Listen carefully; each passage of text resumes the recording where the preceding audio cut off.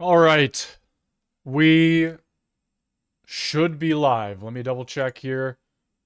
We are live for another day of all kinds of things.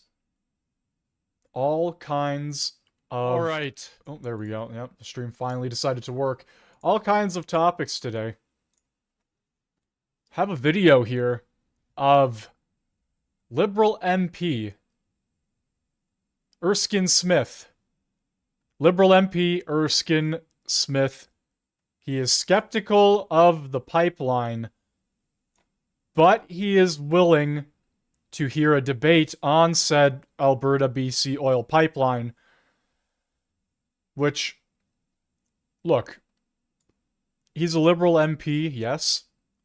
There's no hiding that. He is a Liberal MP.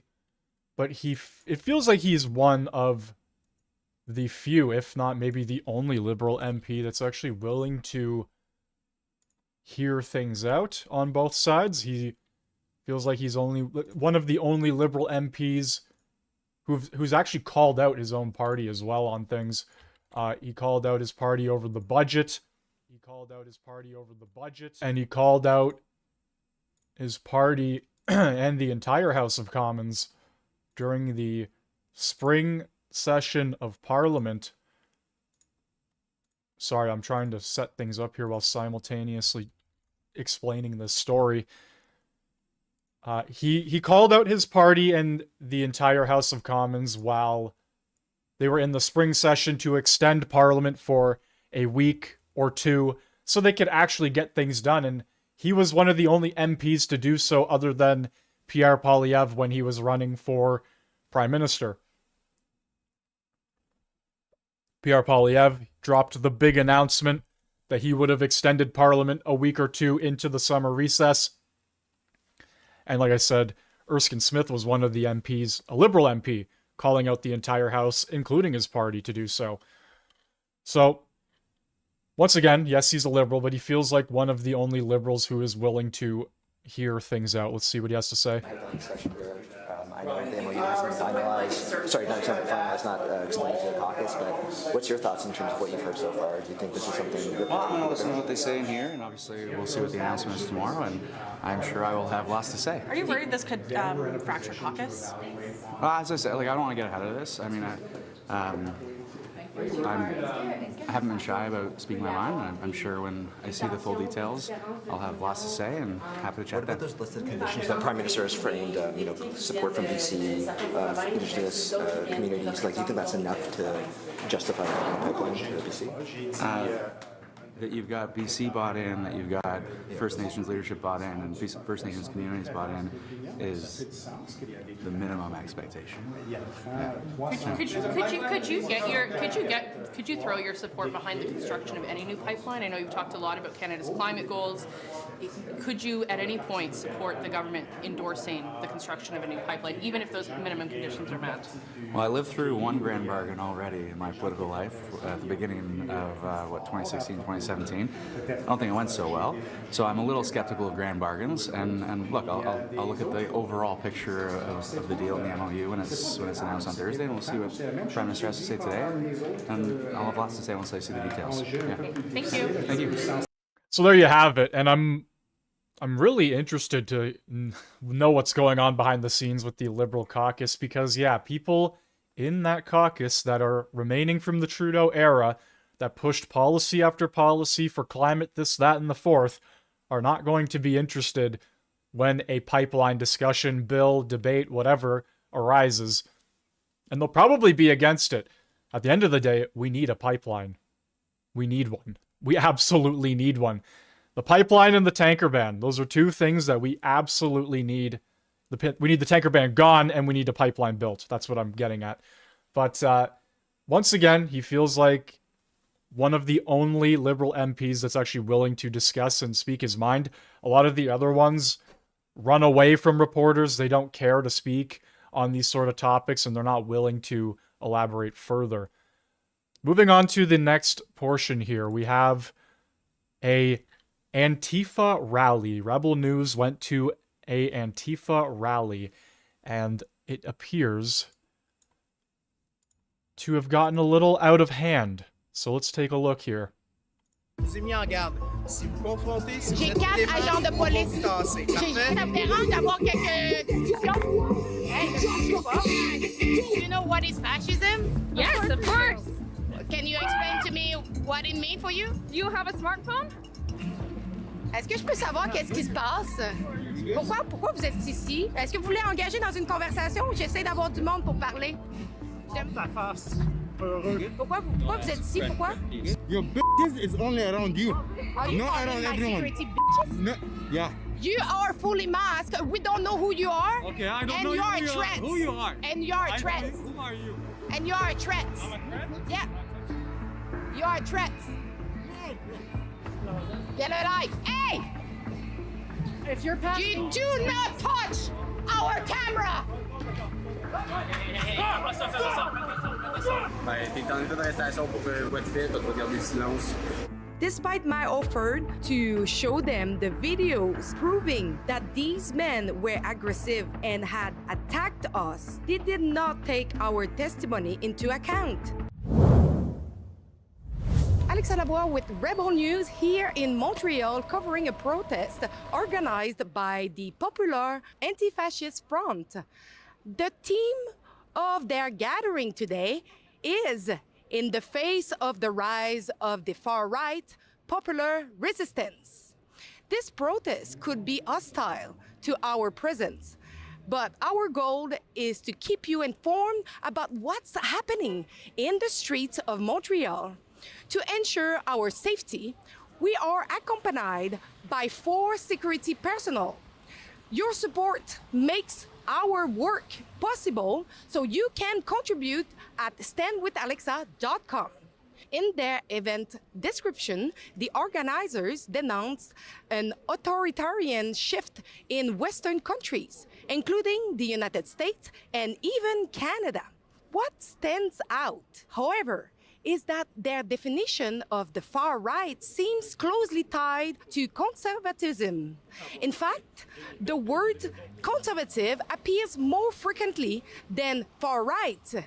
So for them, what is far right? Is it simply being conservative? That's what we will try to understand. Another surprising point. They criticize what they call François Legault's fixation on secularism in schools and public spaces. This is a direct reference of the 17 schools being under investigation for allegedly violating secularism laws and allowing controversial street prayers. This raises a question. According to these protesters, are conservatives considered more dangerous than Islamists? The protest has been endorsed by several organizations, including the CSN Union. You can see the logos on the screen. Now, let's go and ask some participants a few questions and see how they respond. Hey, salut tout le monde! Vous dire à quel point ça fait du bien de voir autant de monde se rassembler pour prendre la rue et dire d'une seule voix non à l'extrême droite, non à leur discours, non à leur politique et surtout non au monde de merde qui veulent nous enfoncer dans la gorge. Alors, savez-vous pourquoi est-ce qu'on vous traite de fasciste? Allez-y, monsieur. Parce que vous prenez toujours pour les gens de droite et jamais pour la gauche, puisque vous êtes contre. Dans tous les pays que vous allez, en tout cas en France, j'ai déjà vu votre reportage. Ici aussi, vous prenez toujours pour les gens de droite, pour les conservateurs au Québec, comme s'il n'y a pas d'autres possibilités. Est-ce que vous considérez que la droite est en fait fasciste? Ça dépend où, hein, n'est-ce pas? Ça dépend dans quel pays. Vous savez que, dans le fond, le fascisme est lié à l'extrême droite. Oui, c'est qu'effectivement, il faudrait peut-être faire la différence dans l'histoire. Effectivement, oui. Mais vous prenez toujours pour les gens de droite. C'est pour ça qu'on vous traite de fascistes. Vous savez qu'on est les gens palestiniens, entre autres. Vous savez qu'on est un média libertarien, qu'on focus sur la C'est liberté. l'extrême droite. Non, c'est pas les fascistes, mais enfin bon. Libertarien, c'est la droite de Trump aux États-Unis, n'est-ce pas? Non, libertarien veut dire, en fait, prôner tout ce qui est liberté individuelle. Et liberté du capital aussi. Effectivement, ça va de soi. Hein? Pour vous, est-ce que M. Legault est un fasciste? M. Legault, il est pas mal de droite en ce moment et avec ses lois, il est pas mal fasciste aussi. Et le PQ, pour vous?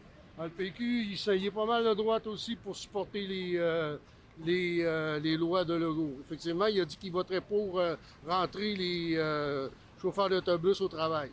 Merci, bonne journée. Merci, monsieur. Et on le voit un peu partout, les régimes autoritaires s'imposent, notamment aux États-Unis. Alors que présentement, la population américaine veut résister aux attaques des escouades racistes de ICE, l'administration fasciste de Trump a déposé un décret le 22 septembre dernier. Les antifascistes sont désormais considérés comme une organisation terroriste. Au Front Pop, on a une question bien simple. Si t'es pas antifasciste, t'es quoi, tabarnak? Bonjour. Est-ce que je peux vous demander un petit pamphlet? Je veux juste faire un rapport sur votre présence.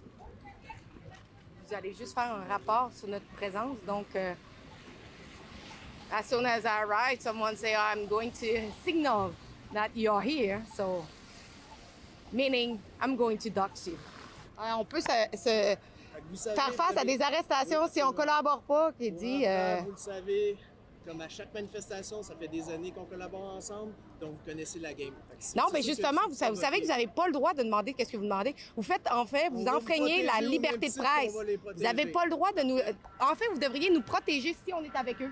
Pas si vous confrontez, pas si vous On êtes pose des l'élément. questions, monsieur. Est-ce que poser des questions est confrontation? Est-ce que c'est une confrontation? Est-ce que vous pouvez me répondre? Comprendre la situation. Je ne parlerai pas... So this is in either Montreal City or in the heart of Quebec, one of the major cities.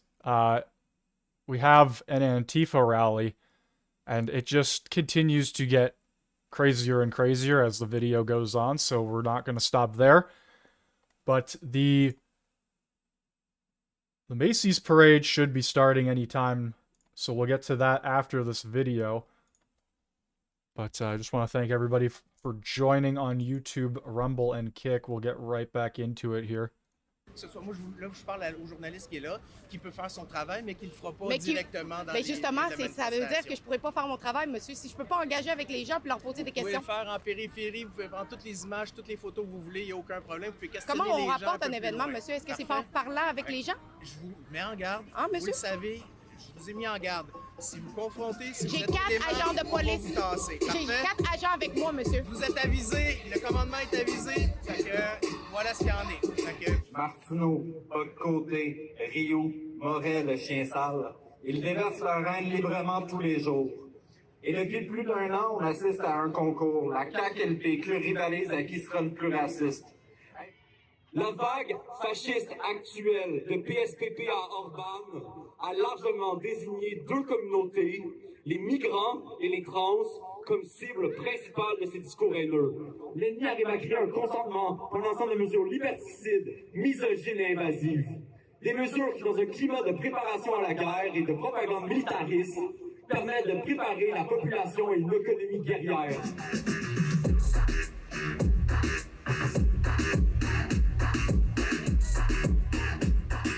But you can't have a conversation. We are just here to ask what is I'm here to enjoy my music. far right? Please don't annoy. I need to enjoy my music, okay? Ça me dérange d'avoir quelques discussions. Hey, je sais pas. j'ai pas le droit de les empêcher. C'est juste là la nuance. Et regarde, on les garde à distance. Faites pas exprès. Les autres, j'avais demandé la même chose. So you just heard the police and the interaction with one of the protesters. So apparently they asked the police to remove us from this public place because they don't want us to report on their protests. This should not happen. Everybody should have the right to report on every story if they want to. It's not at the protester to decide which media they allow in their protests or not. And this is another example of the violation of free press. And you saw the police are complying with their demands.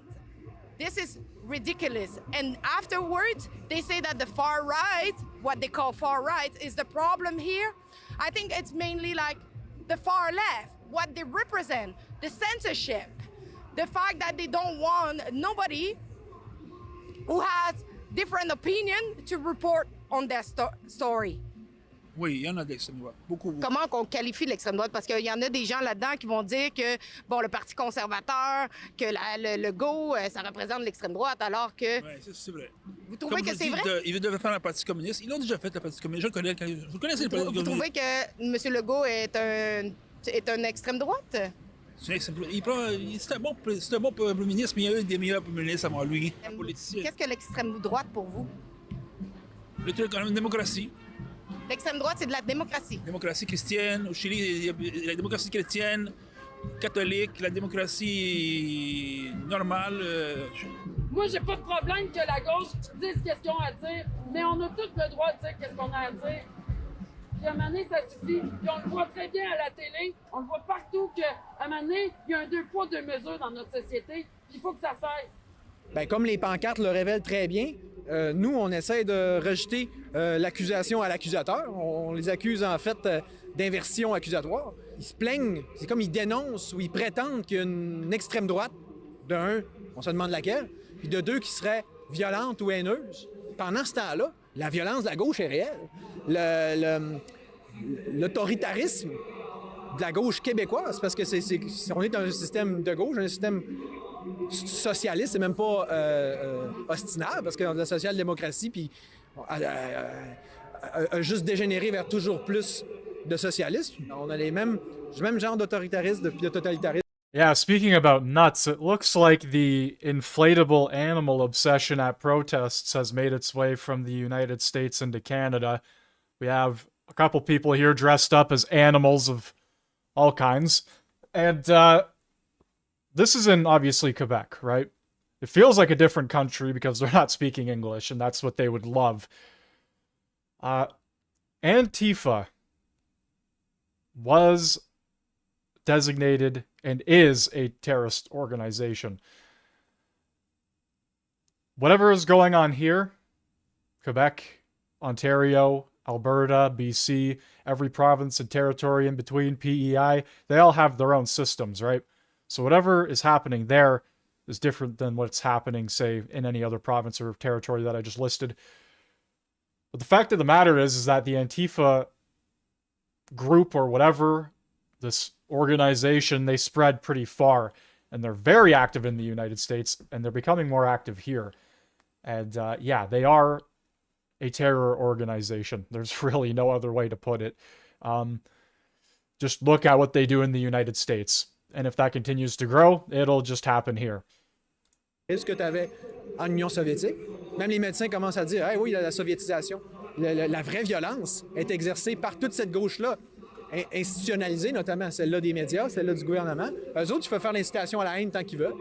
Le moins qu'on peut... That's actually a perfect example of one of the many things they do. They run around with umbrellas pretending to be, I don't know, fucking gladiators or something like that, pretending that they're going to take on the world with their little umbrella, and they spray people with whatever that is, hairspray, bear mace, God knows what it is, right? All sorts of stuff. Could be WD-40, could be that wasp, the raid, the bug sprays, anything. Right? These people think they're warriors. They think they're today's day and age warrior, when they are truly the real fascists at the end of the day that silence people. They chase after people. They're very violent, very aggressive, and they only believe in one thing, and it's whatever they want. So they live in an echo chamber of lies and pipe dreams. On peut se dire, c'est de paraître 2 poids 2 mesures. C'est qu'on va incriminer une fourmi ou une souris, puis après ça, toute l'énorme montagne à côté, on va la passer sous silence. La disparité, l'inversion est hallucinante. Là. C'est...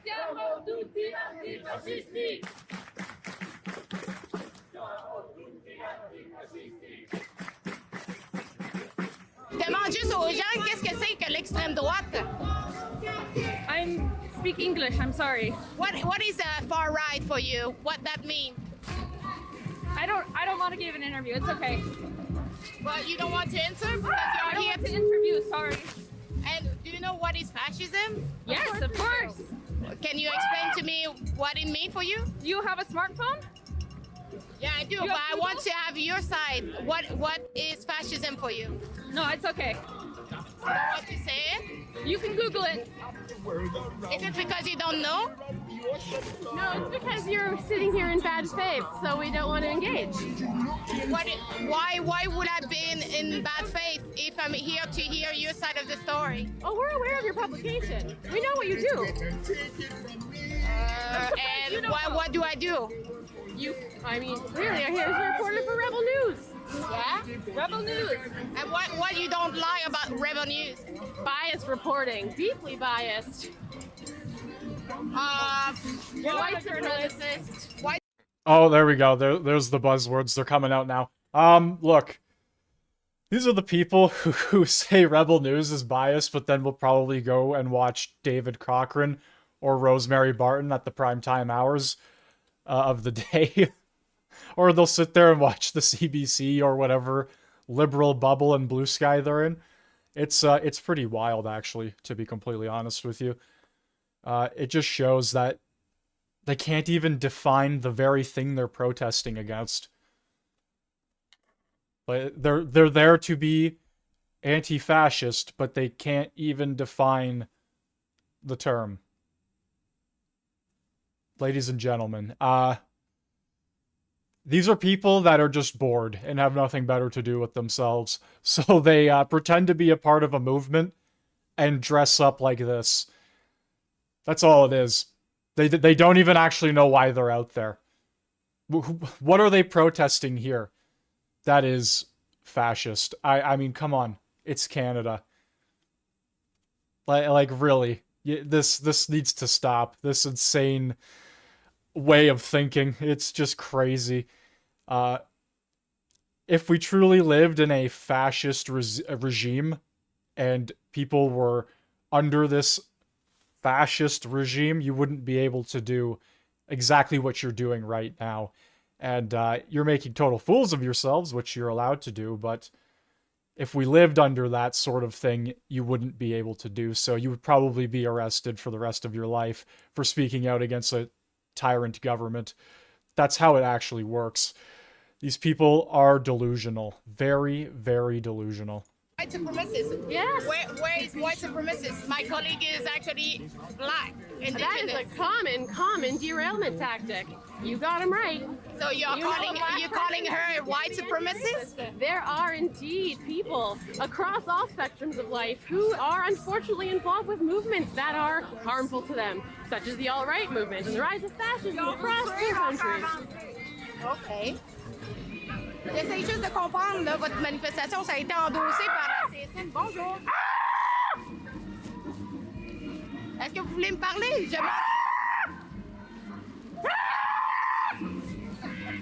Ah, monsieur, vous voulez pas me dire? Qu'est-ce que l'extrême droite pour vous? Hein? Qu'est-ce que l'extrême droite pour vous, monsieur?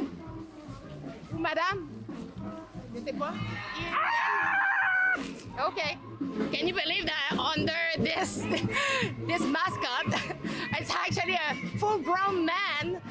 He's probably like 35, around that, and he's not capable to speak with me and just answer a couple of questions. He's just screaming.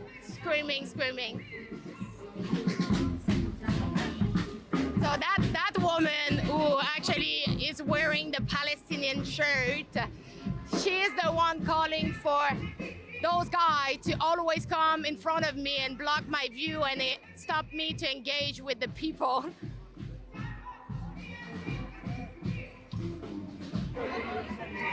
Est-ce que je peux vous poser quelques questions? Je fais juste demander aux gens aujourd'hui, parce que vous êtes ici pour manifester contre... Demandez de vous éloigner des gens, laissez les gens tranquilles. Ben, voulez-vous engager dans une conversation avec moi? Je demande quelques questions. Est-ce que vous avez peut-être un porte-parole?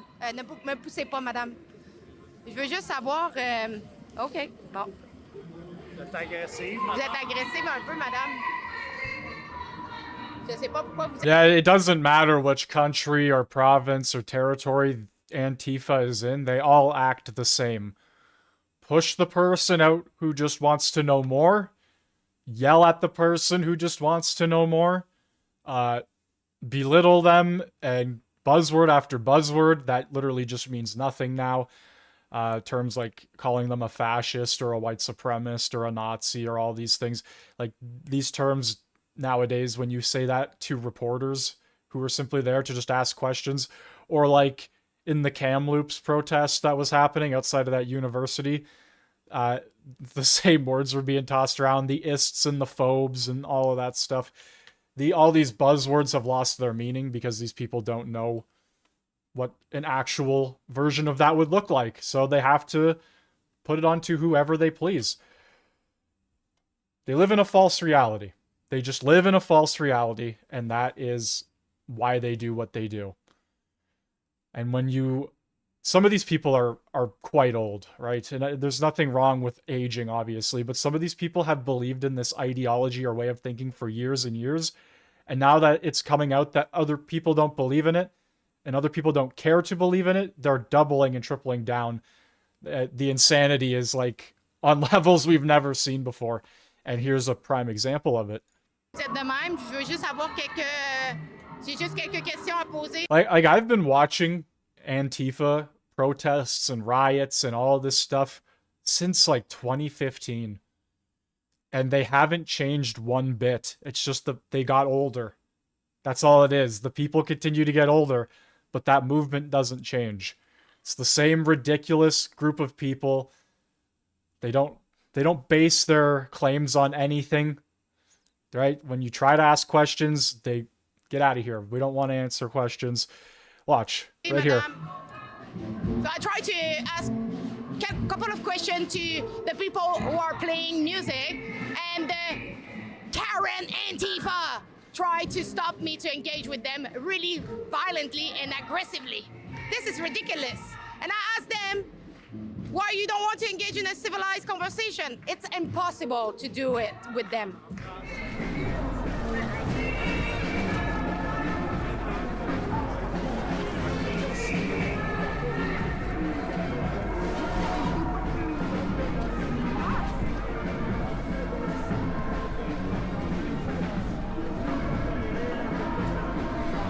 Watch closely the two masked men on the other side of the street while I was speaking to the camera. Observe their behavior and see how they moved towards me before finally being blocked by my security agents.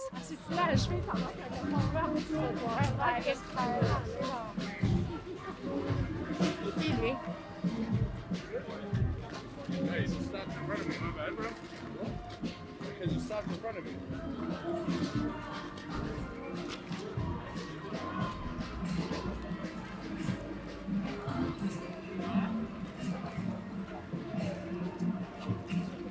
Est-ce que je peux savoir qu'est-ce qui se passe? Pourquoi vous êtes ici? Est-ce que vous voulez engager dans... And a majority of them cover their faces because they have bad intentions, and that's just the bottom line. Why do you cover your face? Well, because you don't want people to know who you are. And when you do that, you're most likely committing crimes. Here's a prime example of that once again. Dans une conversation où j'essaie d'avoir du monde pour parler. Je demande aux gens, pouvez me dire pourquoi vous êtes ici, premièrement? Montre ta face. Peureux. Pourquoi vous êtes ici? Pourquoi? Mais est-ce que je peux juste savoir qu'est-ce qui se passe? Qu'est-ce qui se passe, monsieur? Ouais, mais qu'est-ce qui se passe? Pourquoi vous êtes aussi violent? Pourquoi vous êtes aussi agressif? No, I was walking. You bitches came in front of me, right? No, you came. No, I was walking. It's my personal protection. I don't give a f***. I was walking. This is a public property. Your bitches is only around you. Are you not calling around my everyone. security bitches? No, yeah. You have a problem? Are you able to talk in a civilized way? No. No? No, sorry. So, can you tell me, are you in the protest? No, I was walking. Your bitches came in front of me. It's not my bitches, No, it's your my bitches. security. No, I don't give a fuck what you call them. You're a bitch. Why are you not showing your face? It's cold. Show me your face You if have a you're mask, not scared of have a mask who you too, are. No, You have a because mask my too? face is visible. No, but you have a mask too, right? Why do you have that? Okay, he has I'm mask. not Why wearing is he it. masked? Yo, Why excuse you me. wearing this So mask? why you masked? I'm masked you? because it's cold. I'm Okay, not but with the protest. Like, show what's your me your problem? face if I don't you're want not to show you your scared. face. Why you're filming me? I don't want to be filmed. But I don't want to be being filmed. violent and aggressive because I have you on tape. He's the one who your guys is the one who started pushing. I have everything on tape, Okay, Mr. then see it. Then see it. Then see it. You see how they instantly make themselves the victims too? They walked over to them. They approached them, and them being Rebel News. These two masked individuals approached Rebel News first. I don't want to be filmed. Stop filming me. Okay, then get your ass moving. Keep walking, buddy. Why are you being so aggressive and confronting them? This is what they do. These are not mentally stable people, right? And you could just tell that based on this interaction and literally every interaction period with Antifa. They don't change. Like I said, I've been watching these people, not just here in the United States as well, for pretty much well over a decade, at least 12 years now. And they don't change. Their cult-like behavior is the same in each and every single country or province they reside in. They're not mentally stable people. They're not well. They don't have the best interest. We'll just say that. And they continue to prove that going forward. Then see it and watch the tape, okay, and show it to us. If you come close to me, they don't have a right. They don't have a right. They have the instruction to protect me. Okay, did we touch you? Are we attacking you? You are fully masked. We don't know who you are. Okay, I don't know who you are. And you are a threat. Who are you? And you are a threat. I'm a threat? Yeah. You are a threat. You are a threat. If you are close to me with a mask, you are a threat. You are a threat for me. I'm sorry, but they treat everybody fully masked as a threat. So get away. Hey, can you just go away? Or I'm calling the cop. Or I'm calling the cop. Are you going to call the cop?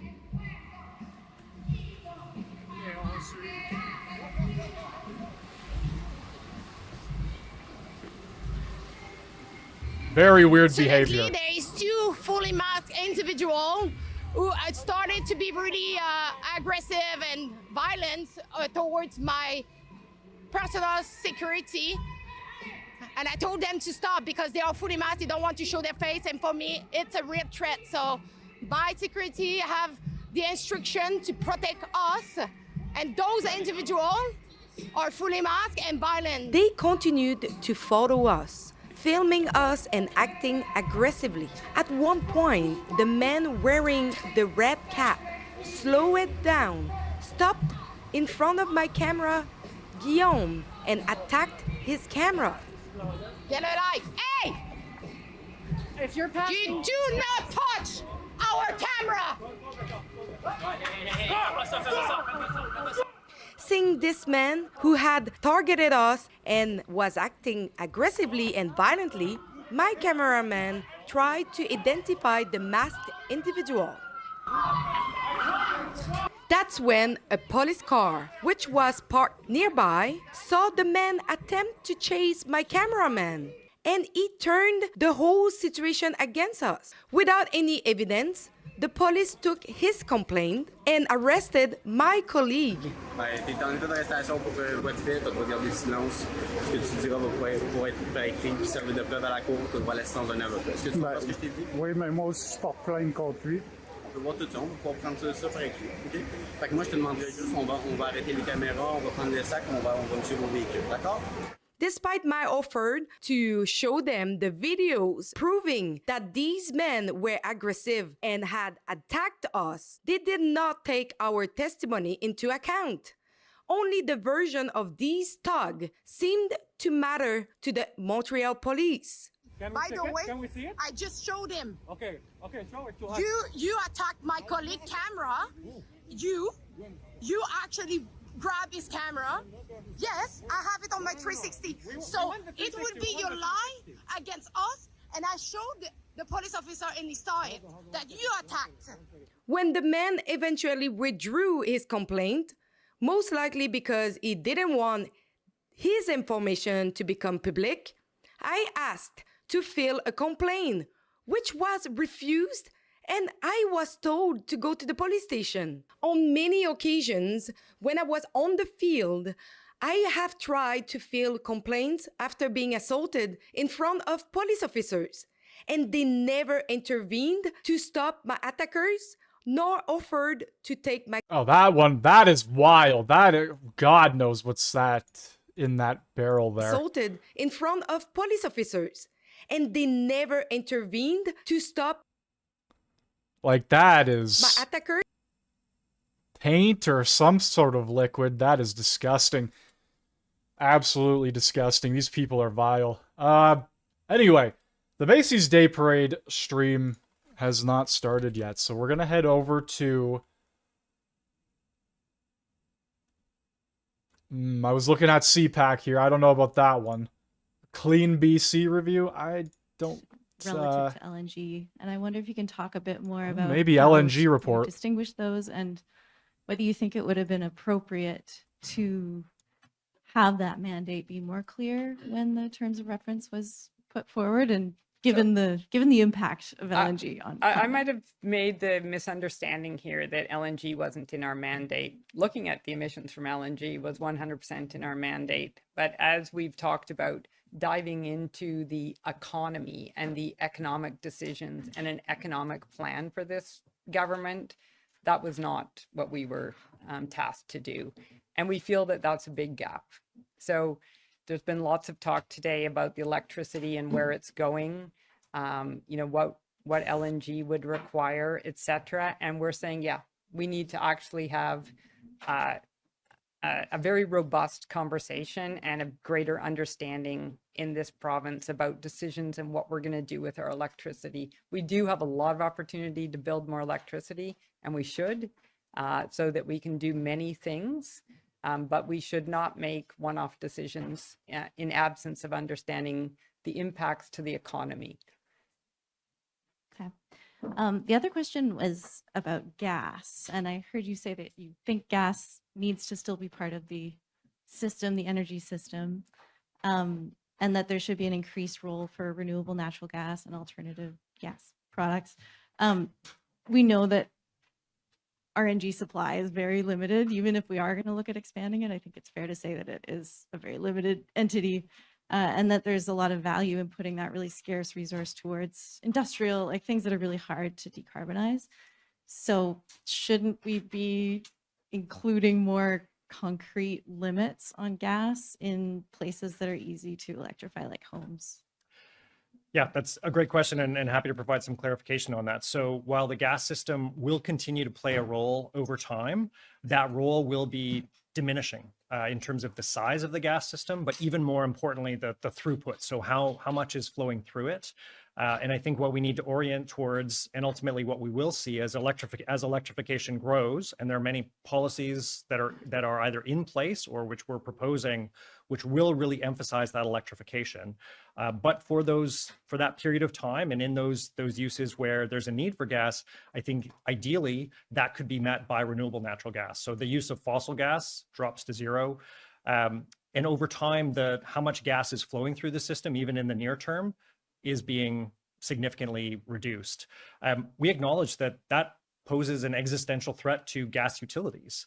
And so I think there are two things that we've recommended that are important. One is this need to do integrated planning across the two systems, so we have clarity about what the evolution of those systems looks like, and utilities can plan accordingly. But we've also made a recommendation that the BC Utilities Commission revisit a previous decision and look at extending some opportunities to gas utilities to actually play more of a role behind the meter in homes and buildings, that are associated with electrification. And so where they would be earning their regulated rate of return on deploying capital that supports electrification. So their business model would be evolving from gas more into the electrification space, but not directly competing with BC Hydro. So still distinct roles. And we've seen examples of this in several utilities in the United States and with their regulators, where they are creating a pathway for those utilities to evolve away from gas. Because otherwise, I think that, what the evidence we have here and evidence we've seen elsewhere is, otherwise they're going to fight like hell against anything that is posing that threat, as one would expect and as their shareholders expect. So how can we get to a more deliberate plan that sees an evolution of their business model over time? so that we can also avoid that conflict and that grit in the wheels, which can make it more challenging to necessarily do the electrification that we need.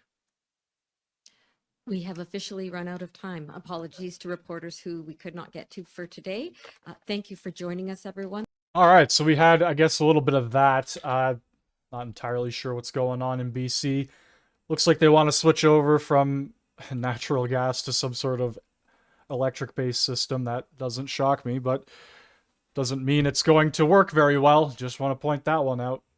We keep going to these crazy all-electrical systems, and then what happens if one small thing fails? Like, the whole system drops and falls apart. Electronics are very expensive and very finicky. That's really no shock, right? Let's see what we got going on here, because there's really not much else happening. We have about half an hour until the House of Commons opens. We have the balloons being inflated.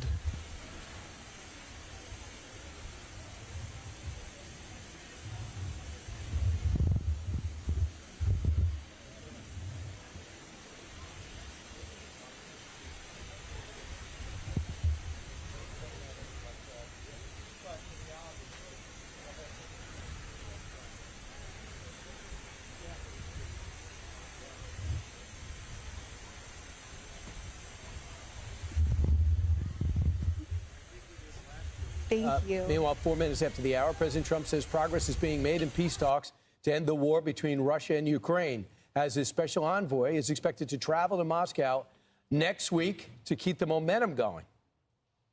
Benjamin Hall joins us live from London with more. Benjamin. Yeah, hi, Emily. And look, well, yes, I was going to say, look, at the moment there is some cautious optimism, but still a lot of hurdles still to be that have to be gotten over.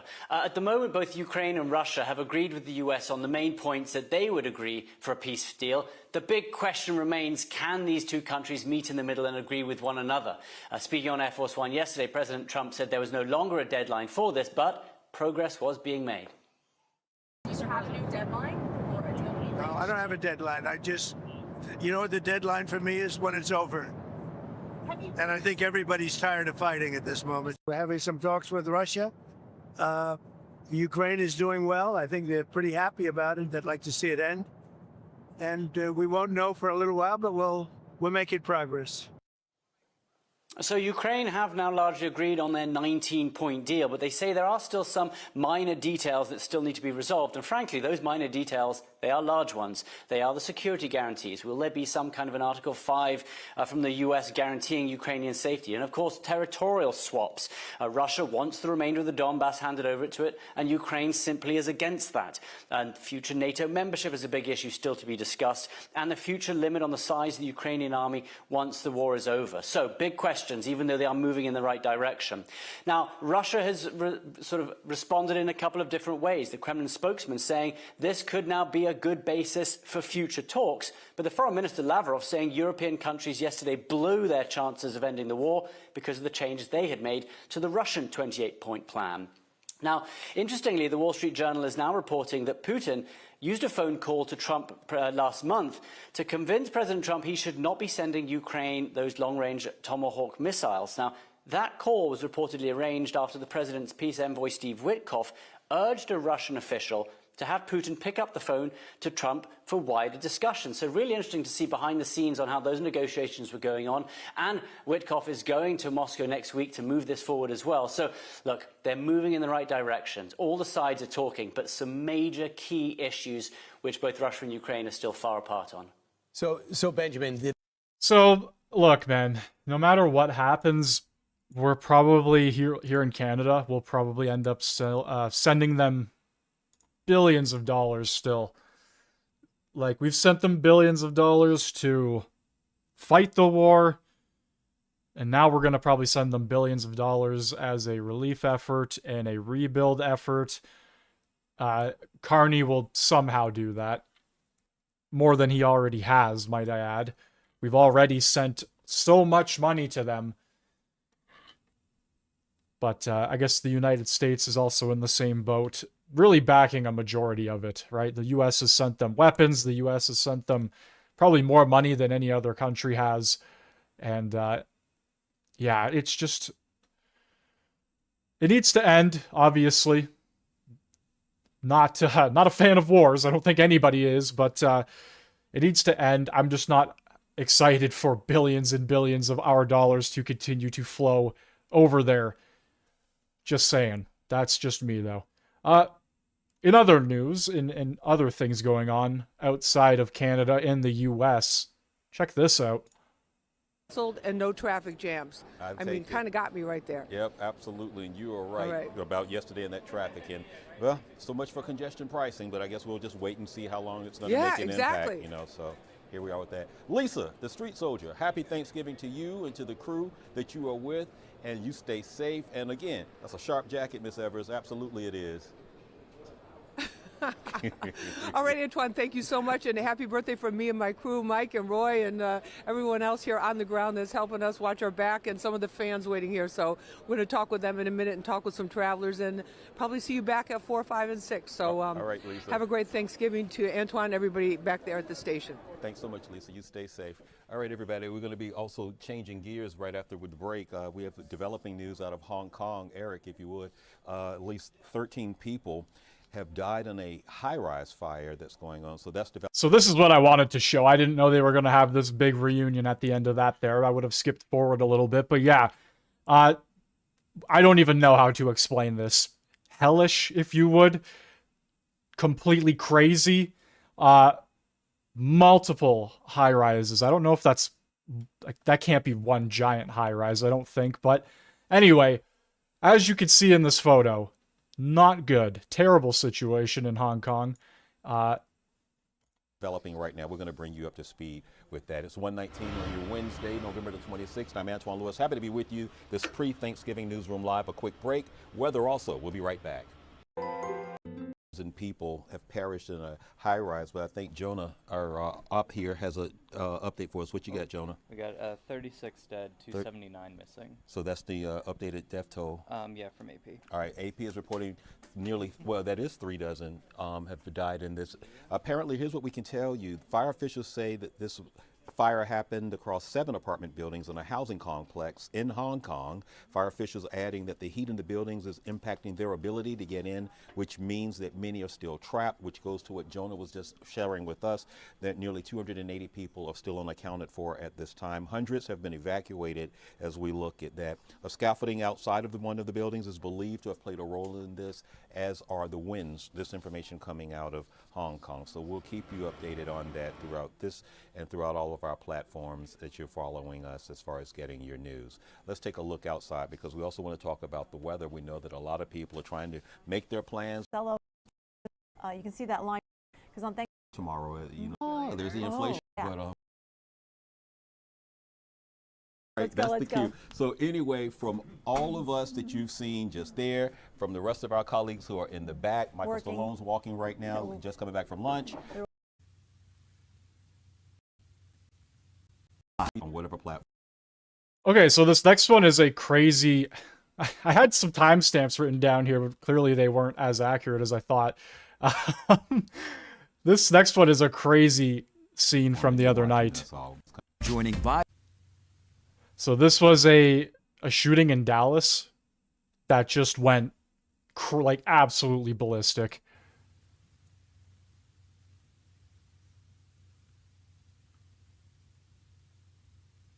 And it looks like most of it is blurred for good reason, because yeah, it was really bad. Really, really, really bad. So, yeah, probably for good reason. No audio as well. It's probably just a bunch of screaming and sirens anyway, but...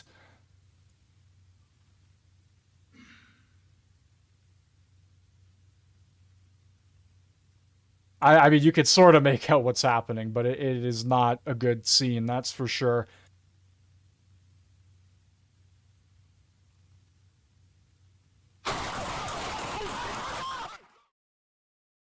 Yeah, that's pretty much what I figured.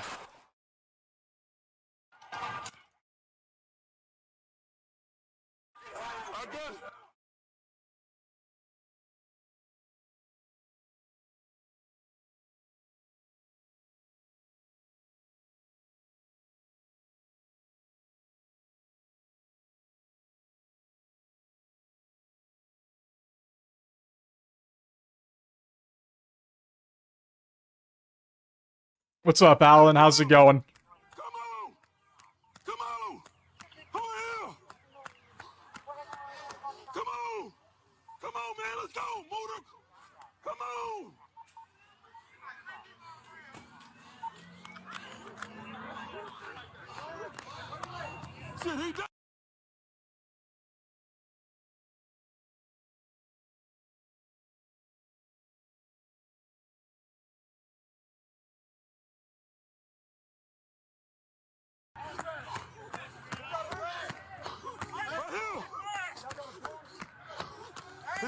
Somebody! Get him! Come here!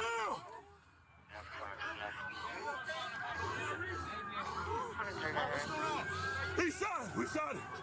He was shooting at him! Yeah. Move! Get back! Get back! Get back! Get back!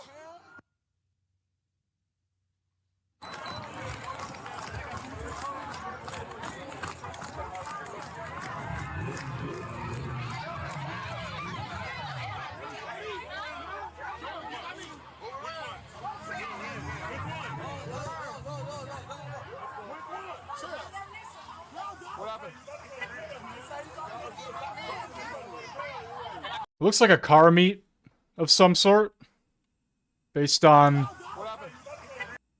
few of the vehicles here. Wild situation. And the fact that they have so much body footage so quickly is, I guess, sort of impressive.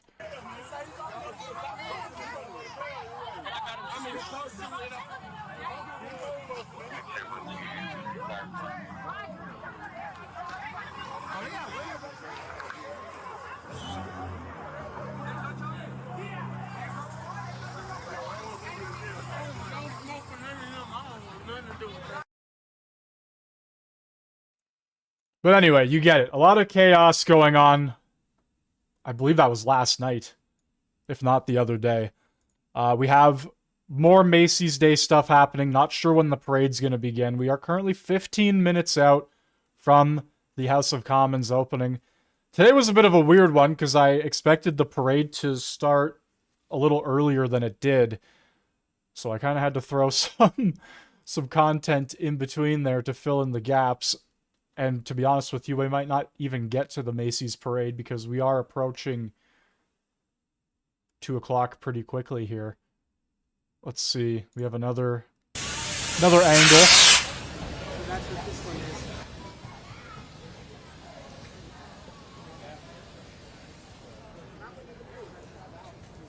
Well, anyway, in the meantime, I'm going to go grab some water, and I will be right back. So I suggest you do the same. Question period will begin very shortly, and we'll get right into it. I have no idea what we're looking at right now. No idea which character that is. Maybe it's just a random one, but there's a lot of fantastic, phenomenal characters that they have blown up and are ready to go. So, on that note, I will be right back.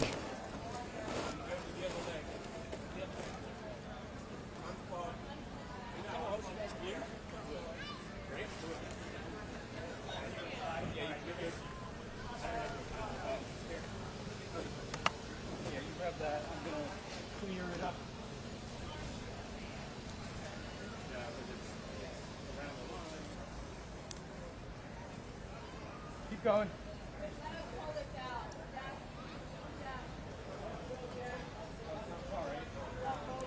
Darian, Phelps, watch it.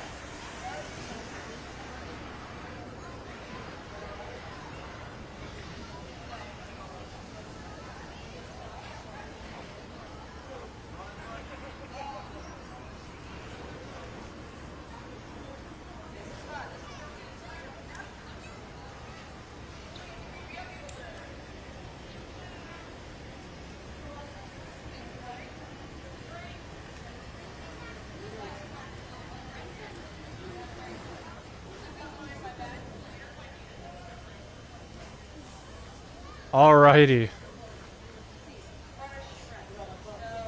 Did you take a look at that thing? I don't even know what it is. A wolf or something? Very cool. Indeed. I figured, you know, with the constant doom and gloom in politics and everything else going on in the world, we'd cover something a bit more lighthearted for once. The Macy's parade, right? Just a bunch of goofy shit floating around in the streets of New York. But we're still waiting. And instead of watching that, we ended up watching more doom and gloom. So, typical day here, ladies and gentlemen.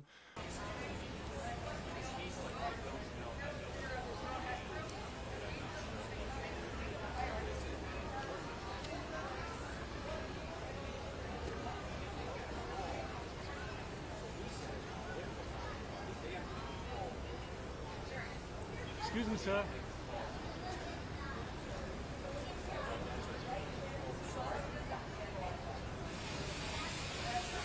My bad. Oh, it's okay, thank you. It's okay.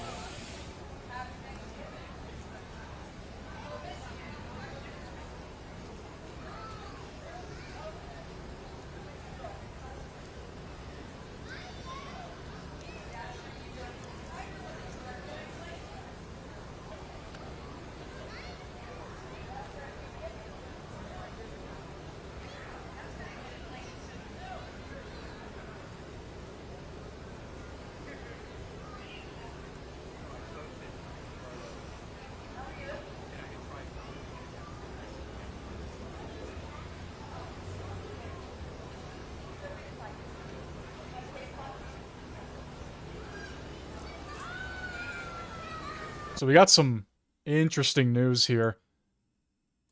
According to CTV News, only 54 condos were sold in the entire city of Toronto, which is home to 2.7 million people in the month of October.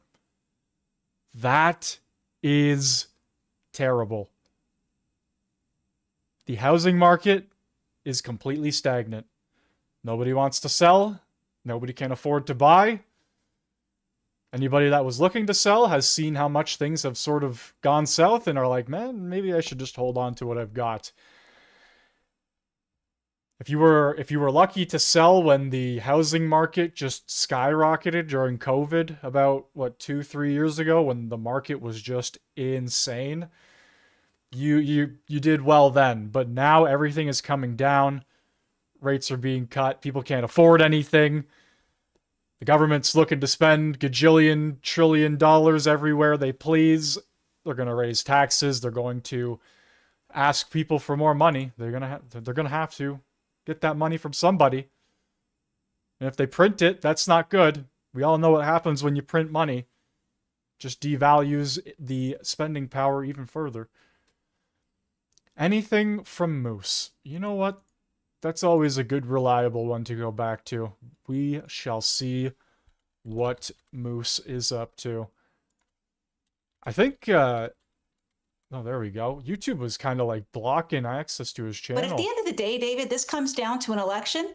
Then let's go. Did Mark Carney's energy minister just commit perjury? Welcome back to Moose and Loose. My name's David. Today we've got Tim Hodgson testifying, getting grilled by the Conservatives. We've got a ton of stuff in the news here. Carney's dishing out money, trying to band-aid all the sectors of Canada that are crumbling. Let's jump into this. Starting this one off, Marty up north posting this. We've got some data here from the Fraser Institute. It says, for every province except Manitoba, total government employment growth outpaced private sector from 2015 to 2024, putting pressure on government finances. As in all the yellow ones here, you can see government sector jobs are outpacing the private sector. This is not how a successful nation runs. You can't have government jobs taking up everything. It should be the inverse. As Marty points out, 2 out of every 5 jobs in this country are government. It's one of the highest ratios in the Western world. We've got this one here from Canada Proud. The Carney Liberals have eliminated visa requirements for Qatari citizens entering Canada. There it is. There's what Mark Carney was doing over there. So going to the source of it here, Government of Canada website says citizens of Qatar are now eligible to apply for an ETA as of November 25th, as in yesterday. So this is in fact happening. Citizens of Qatar don't need a visitor visa and can apply. What is this? We don't need more people in our country. We should be shutting the border. Our systems are overflowing right now. Moving ahead, we got Mackenzie Gray, Global News, posting this one. The Mark Carney will announce $500 million in additional loans for softwood lumber companies, reducing quotas on some foreign steel and 50% subsidy on domestic freight costs for both steel and lumber, and more Buy Canadian rules tomorrow afternoon. This is once again just another band-aid. We need to make our country competitive business-wise. We need businesses starting up here. You can't just keep putting these band-aids on there. We're gonna go broke. Taxpayers don't have money to bail out every industry. Got this one too from Juno News, says New Brunswick government confirmed that the Sisson Mine project has failed to meet a single one of their 40 conditions required for approval and will not be moving forward immediately. This is one of Mark Carney's major projects that has already failed, not going forward. As it says here, those conditions include approvals for air, water quality, emergency response plan, modeling for potential tailings pond failures. Not a single one met here. You've got to wonder, why did Mark Carney put this one on the list? Next up, we got conservative here, Corey Tosher, grilling Mark Carney's Minister of Energy, Tim Hodgson. This guy, Goldman Sachs banker, does not like getting grilled. Listen to this. Apparently... No, dude,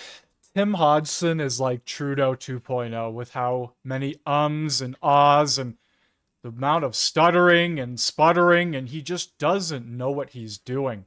He goes out there and goes, I think that like that's how he speaks. It's brutal.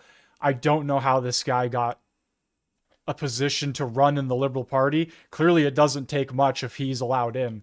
The bar is pretty low. Elbows up, it can mean anything. But you approved this. You approved this transaction. Let me reiterate. That's okay. Let's move on let to me the finish. question. You keep, and let me finish to answer the question. All of the management of the entity that is managing these activities are based in Canada. But 95% of the every employee is in Canada. But 95%. So are you against any American company operating in Canada? I don't think that's consistent with the conservative. Consistent with the Elbows Up campaign you just ran. Elbows up means lots of things. But you approved this. Oh, apparently elbows up means what? Yeah, I uploaded this to the main channel as well, this exact committee, and it's just brutal. It's just brutal. These ministers are flopping like fish out of water, and it's on display every single day, and a majority of people don't even bother to pay attention, right? It's just... That's why it's so important to pay attention every now and again. You don't have to watch every single day like some individuals, aka myself, but like to see these ministers actually do their job, it would change people's entire way of thinking. And all they need to do is watch a committee or two. That's all you need to show people. Whatever you want it to mean. What a joke these guys are. So Corey doing a good job here, but he also has this one here. This makes me smile as he's calling out Mark Carney for his conflicts of interest. So according to the Conflict of Interest Commission, or Interest and Ethics Commissioner, the latest report has Prime Minister Carney owning shares in BWXT, which is an American company leading the takeover at Canadian Nuclear Laboratories. There it is. They're bringing it up in committee. Now, if you've been following the channel for a long time, you already know I broke this story. It's right here, number 2. So direct conflict of interest, nuclear energy, Darlington small modular reactor here. Mark Carney's invested in GE, Vernova, and BWXT, as he just said, BWX Technologies. GE Vernova is the reactor designer and technology supplier, where BWX Technologies is providing the nuclear components and manufacturing services, including reactor pressure valves and fuel handling systems. So Mark Carney is invested in this company. He name dropped this. He put it as one of his major projects. This is a direct conflict of interest. We can check the stock prices here. How's Carney doing? So his stocks are up 61% in this since he's become prime minister. Brookfield Corporation up almost 30%. GE Vernova 54%. At this point, I'm just going to start investing in whatever Mark Carney's invested in. That seems to be like the plan, right? Like, maybe Canadians should just look at that and go, I'll just invest in Brookfield. I don't know at this point, because what else are we going to do? The non-confidence vote isn't going to come anytime soon. This man isn't getting out of office anytime soon. If a spring non-confidence vote or summer non-confidence vote comes, who's to say that the Conservatives would even win? As somebody who would vote for them again, yeah, I don't know. I just don't know. And anybody that has the exact answer, I don't think they actually know either. If we do head to an election next year, who's to say they will win? A lot of people, especially because of the mainstream media and the way they have spun narrative after narrative recently about the Conservatives and how Mark Carney is doing all these amazing things, right? They just watch CBC, they just watch CTV. A lot of these people don't decide to actually take the time to invest further into these things, to look further into not just articles, but watch a Moose on the Loose video. Do anything other than just believe exactly what the mainstream media tells you hand over fist. Most people won't do that, though. I don't believe the Conservatives will win in the next election. I just don't, because the mainstream media has done such a good job at propping up Mark Carney as this amazing figure. And people, like I said, they just don't take the time to look elsewhere. That's just how I think. And I would vote for Pierre again. I would vote for Poilievre again in a heartbeat. Absolutely. But guess what? I don't think it's going to happen. Based on the way the media has bashed the Conservatives for at least 2 to 3 months now, specifically, they went extra hard in the past 3 months. With the RCMP comments, with the 2 Conservative MPs, one leaving and one crossing the aisle. Oh my God, it was the only thing they talked about. And all it takes is for somebody to watch 1 or 2 Rosemary Barton things or David Cochrane or Vashi Capellos, this or that, and all of a sudden they think they know everything, right? So I don't know if the Conservatives would have as much footing as they did coming off of the last election. I just don't know. I don't know. A lot of people seem to think that there's this confidence that they are guaranteed to win an election because Mark Carney has done nothing. And yeah, Mark Carney has done absolutely nothing. He's made promise after promise, and he hasn't pulled through on one of them. He's gotten 2 deals. He's completed 2 deals, one with Germany, one with the UAE. And we don't even know where that money's technically going yet. So, I don't know. The mainstream media does a very good job at what they do. That's one thing I'll say. They're very good at propping things up, creating narratives, and pushing lies. And Canadians clearly just aren't willing to dive into more than just that. I don't know. That's just how I'm looking at it. So to get back to my original point, invest in whatever Mark Carney is on that conflicts list, because he's just going to approve project after project that most likely will benefit him based on each and every single privacy and ethics committee I have watched so far. None of the screens do anything, and they claim he has no interest or direct involvement in these conflicts, but I don't believe it. I don't think anybody should believe it. Why should we sit there and believe that senior officials, liberal ministers, and whoever else is actually going to do their job properly? Come on. Just for 1 second, actually think about that. So, going forward, this isn't financial advice, but I'm probably going to invest in Brookfield and whatever else is on Moose's chart here, because 61% up, 54% up, 54 points, 29 points. Those are huge gains on the stock market. And if you had a lot of money to put into that, yeah, you would be making some serious dough. Just saying. Just saying. Not financial advice. Don't take my advice. I am not a financial advisor. Not financial advice. But I'm thinking of doing that going forward. 4%. What's interesting, if we move over to the side here, Brookfield Asset Management's minus 3.6. So there's a huge pump and dump here. People are dumping those shares, which is quite interesting. Yeah, look at the gain though. Look, it doesn't matter if they're pumping and dumping. Look at the gain. It is up. The rise. Even if it drops again, it's still up, all things considered. And all it takes is one project for that to continue to go back up. If he is as heavily invested as they are claiming, yes, these things are probably going to continue to go up. Because why would he approve of projects that don't benefit him? Honestly, from an honest standpoint. The dotted yellow line here is when Carney got elected, but Brookfield Corporation is still soaring. And Newmont here is just like ridiculous, like straight up. So Corey bringing this up, how does Tim respond to this? Because you see, it's a direct conflict of interest. And right off of Carney's own disclosure here, you see it right in the middle there. Shares of BWX Technology. So Carney invested in this by his own admission. It's also being investigated by the Competition Bureau, like I mentioned earlier. How can Canadians trust that it is not about lining an individual's pockets versus at the expense of Canadians? You are, again, inferring something that just is simply not true. Our Prime Minister will, and always will comply with all of the ethics guidelines. Yeah, so Corey pointing this out here. Did he knowingly lie is the question. If he just lied knowing that it's on this list here, then that's perjury. Saying it's not true is a lie. Now the question is, did he know? To my knowledge, there is no inconsistency in what he has done.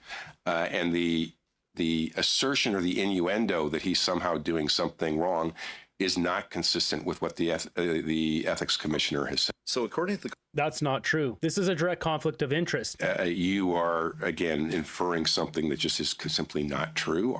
That is not true. So this is serious because perjury, as it says, one who commits perjury who, with intent to mislead, makes before a person who is authorized by the law to permit it to be made before him a false statement under oath or solemn affirmation by affidavit, knowing that the statement is false. The question is, did he know that that stock is on there or not? Because if he did, then this is perjury and he should be charged as such. Now he's going to claim, oh, I didn't know, if he gets questioned on this. He should be questioned. Somebody needs to question him on this. I think Pierre should ask in the House of Commons and call out Tim Hodgson directly on this, because the punishment for perjury, as you can see, everyone who commits perjury is guilty of an indictable offense and liable to imprisonment for a term not exceeding 14 years. So up to 14 years in jail for perjury. You are, again, inferring something that just is simply not true. Our Prime Minister will, and always will comply with all of the ethics guidelines. How do you know he always will? You can't make a statement like that. That's a blanket statement insinuating something that he has no control over. He can't control how Mark Carney acts. So just that in itself. That's true. That in and itself is a lie. Was ridiculous, but Tim Hodgson just lied there. The question is, did he do it with intent? With all this news going on, Mark Carney getting destroyed yesterday in the House of Commons by Pierre Poilievre. How's he doing? Nice to see you. Are you violating DC? Wow. That is a defeated man. That is somebody who is tired. Not even a year in, and he's already done. There's a reason why he flies all over the place. Sure, he's meeting with leaders to strike deals, but at the end of the day, he does not want to be in Ottawa. He is terrible at answering questions during question period. He treats reporters like this. This isn't the first time. And even when he answers reporters' questions, he's very snarky. He's very rude. As soon as they start to push him on certain things, he gets very defensive. He gets very agitated, I guess you could say. He doesn't like being in Ottawa. Oh, he walked past. Nice to see you. Not even a smirk, just off he goes. Nice to see you. Well, he's not happy. He's not having a good time. And you could argue, okay, he's a busy guy. He's got things to do. Okay, sure. Donald Trump's a busy guy as well, and he has things to do. Guess what he does, though? He speaks to reporters more than probably anybody else does. Just saying. Whether it's the fact that he loves hearing his own voice or he just wants to talk to reporters, I don't know. I'm not American. Not really any of my business. But the point being, he's a busy guy. But he could still make time to speak with reporters. Carney could probably do the same. I highly doubt Carney is as busy as Donald Trump. Just saying.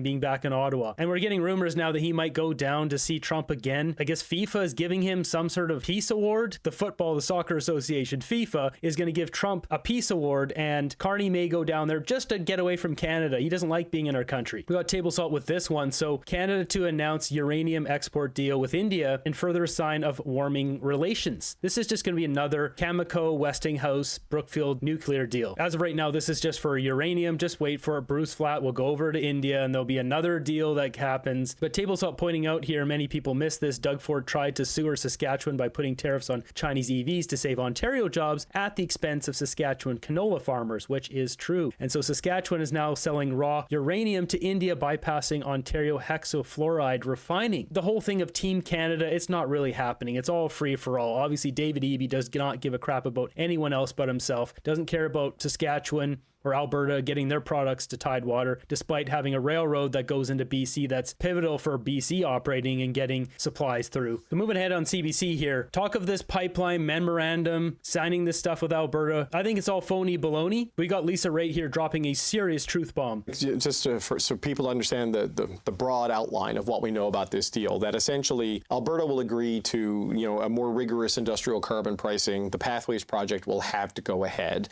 And in return for that, that and methane regulations, no emissions cap, some carve out on the clean electricity regulations, and also a willingness to at least lift to some degree the tanker ban, provided there's an actual pipeline project to approve. But then after this is signed, Alberta has to go deal with BC. Alberta has to go deal with the First Nations in British Columbia, and they have to figure out a proponent. So that's the broad outlines of it. It's not necessarily a pipeline deal, but it's laying conditions and a track for it that a lot of Liberals we spoke with today are not comfortable with and not happy about. Well, you missed one overall condition that needs to be taken into consideration. It's not 10 years ago. The economy is not strong, and our prospects for trade with the United States diminish and dim as the day goes by. And that hurts real people. Real people around the country are going to start losing their jobs. And we are going to need a source of revenue in this country. I don't know if this is an old clip or not, because people already have lost their jobs. Real people and real jobs. Would just like to point that out. In all kinds of sectors across Canada. From the lumber to auto to steel to aluminum to blah, blah, blah, blah, blah. Like everywhere. Every single sector has been hit to some degree. Anyway, we're going to switch gears over to the House of Commons. We have statements by members, and then we will have question period. Our junior Thrashers struck gold, going undefeated and capping it off with a 4-0 shutout in the finals. Their determination, teamwork, and heart were on full display, with Wilder Sutton Rustin scoring all 4 goals and goalie Hadley Deckert earning a flawless shutout. Not to be outdone, the Thrashers' men and women's mixed open team battled through tough competition to claim bronze in their division. From start to finish, these athletes showed resilience, skill, and sportsmanship, qualities that make our community proud. Congratulations to the players, the coaches, and families. Your hard work and your spirit inspire us all. Go Woolwich Thrashers. Thanks, Speaker. The Honourable Member for Portneuf-Jacques-Cartier. Thank you, Mr. Speaker. Today, we are celebrating a key milestone, the 50th anniversary of the Fédération des Communautés Francophones et Acadiennes du Canada.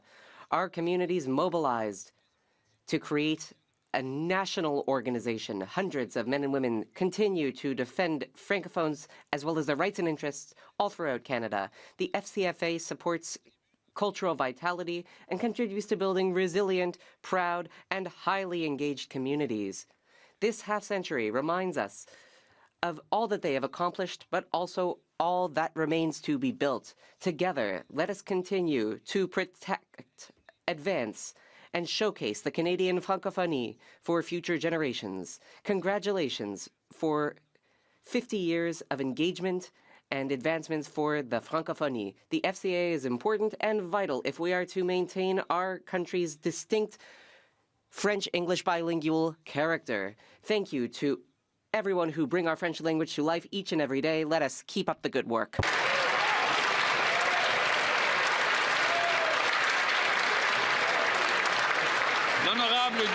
The Honourable Member for La Pointe-de-L'Île. Mr. Speaker, I am proud to mark the 40th anniversary of the Relève de Montréal Centre in La Pointe-de-L'Île. Since 1985, this organization has supported 15,000 families in their transition to parenthood and life with a child under 2. They provide trainings, support services, home assistance, prenatal and postnatal activities in Eastern Montreal. They share their expertise with parents and professionals throughout Greater Montreal, and even internationally. I would like to congratulate Director José Laprate, President Martine Allary, and the entire Relavai team. Every day, their respectful engagement with parents provides support to children, allowing them to thrive and to grow into accomplished citizens ready to enrich the Quebec society of tomorrow. Happy 40th, and vive les Relavai! The honourable member for Milton East, Carlton Hills South. Hear ye, hear ye. Mayor Gordon Krantz of the town of Milton is celebrating his 60th year of elected office. First elected as municipal councillor in 1965, and then as mayor when I was just 2 years old. Mayor Krantz is Canada's longest-serving mayor, having served under 10 prime ministers. Mayor Krantz has guided Milton through 4 decades of managing growth and 10 prime ministers, holy crap. commitment has positioned Milton as one of the most educated, diverse, and dynamic communities in the country. And I, Mr. Speaker, have the distinct honor of having served as one of Mayor Krantz's municipal councillors, my first elected office back in 2018. Whether it's playing cards on Sunday afternoons at local Legion Branch 136 or capturing the moment, cutting the ribbon at a new business, Mayor Gord is quintessentially Milton. Congratulations to Mayor Krantz and his family on this incredible... Buddy needs to retire. That's what he needs to do. ...stands the test of time. The honourable member for Essex. Mr. Speaker, food costs are rising 40% faster in Canada than the United States, and families in Essex are feeling the pressure. My riding is one of Ontario's most productive agriculture regions, but after 10 years of a Liberal government, the Canadians who produce our food are struggling to pay for it. Farmers have been clear. Scrap the industrial carbon tax. Instead of the Liberals continue to drive up the price of fertilizer and farm equipment, making it harder for farmers to grow, ship, and sell food. When 80.6% of Canadians say that food is their top expense pressure, this government should listen and take action by cutting hidden taxes to bring down costs and make life more affordable for families. Unlike the Prime Minister who says, "Who cares?" to Canadians, along with my Conservative colleagues, I care about the families of Essex. The honourable member for Yukon. Mr. Speaker, this fall season brings fresh momentum, new opportunities, and renewed energy to the Yukon. Just last week at Yukon's annual Geoscience meeting, the mood in the room could not have been more positive. You ask why, Mr. Speaker? Because Budget 2025 is replete with investments in the North, like the $1 billion Arctic Infrastructure Fund, the $2 billion Critical Mineral Sovereign Fund, the expanded Critical Mineral Exploration Tax Credit. Add to that our government's ambitious Build Canada homes to ensure Northerners have access to homes they can afford, and so much more. With the recent referral of the Yukon BC Grid Connect to the Major Projects Office, we're also setting the stage for the longer term. We know how important clean power is to realize the full potential of Canada's Northwest, including the Yukon. Before closing, Mr. Speaker, may I send congratulations to newly elected Premier Curry Dixon and his cabinet staff, just sworn in on Saturday. I know we'll all be working together on priorities and opportunities for the Yukon. Let's keep Yukon strong, Canada strong. The honourable member for Saskatoon University.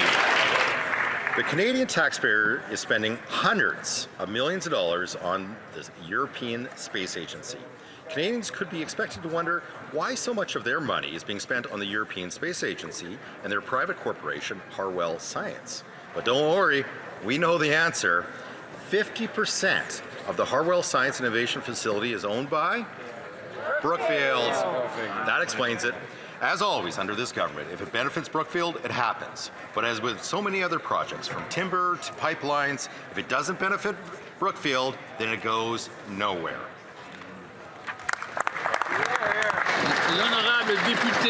The honourable member for Vaudreuil. 158 years, Canadians have elected members of Parliament. They've travelled to Ottawa to take their seats in these chairs and make decisions that have helped build the greatest country in the world.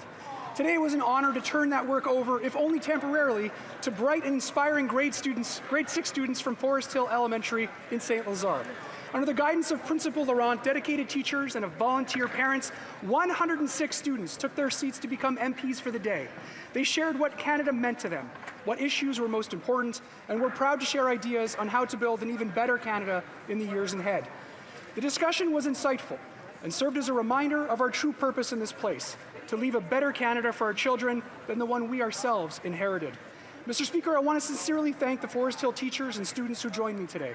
This is your house, and your ideas, your energy, and your thoughtfulness are always welcome here. Thank you, Mr. Speaker. The honourable member for Haldimand Norfolk. This morning, at a multi-party parliamentary prayer breakfast, I shared from Mark 4:35, the moment when the disciples, caught in a violent storm, cried out to Jesus, "Don't you care?" These were experienced fishermen, but even they were overwhelmed by the winds and the waves. Today, many Canadians feel the same. They see economic uncertainty, rising unemployment, social tensions, immigration pressures, and new tariffs creating instability in their lives. The storms are real, and people are looking to their leaders for reassurance and results, not indifference. When the Prime Minister promises Canadians a deal on tariffs, a response of "who cares" is exactly what the people fear in the middle of an economic storm. In turbulent times, leadership is not just about expertise. Leadership begins with compassion, the willingness to see the storm that others are facing, and the courage to stand with them in it. The honourable member for Eglinton Lawrence. Thank you, Mr. Speaker. In a world full of noise, sometimes the most powerful thing we can do is simply talk to one another. I recently met with Pete Bumbachi, a constituent of mine in Eglinton Lawrence and an advocate for GenWell, Canada's Human Connection movement. GenWell champions social health, the idea that our relationships, connections, and interconnections with one another are essential not only to our mental and physical well-being, but also to the health of our society. This week is Talk to a Stranger Week, and I want to encourage Canadians to take a moment to look up from their phones and start a conversation with someone new. You never know the difference a simple hello can make. Thank you, Mr. Speaker.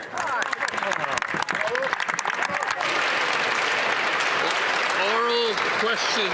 Alrighty, here we go. Question period. Who cares, Mr. Speaker? Monsieur le Président, le Premier. Mr. Speaker, the Prime Minister promised that he would negotiate in our favor before July 21st, but there haven't been any wins. The Americans have doubled tariffs, even though the Prime Minister has made concessions, getting rid of the digital services tax, the counter tariffs. He's even backed down on softwood lumber, but he got nothing in return, except for one thing, a contract from President Trump for Brookfield, an $80 billion contract.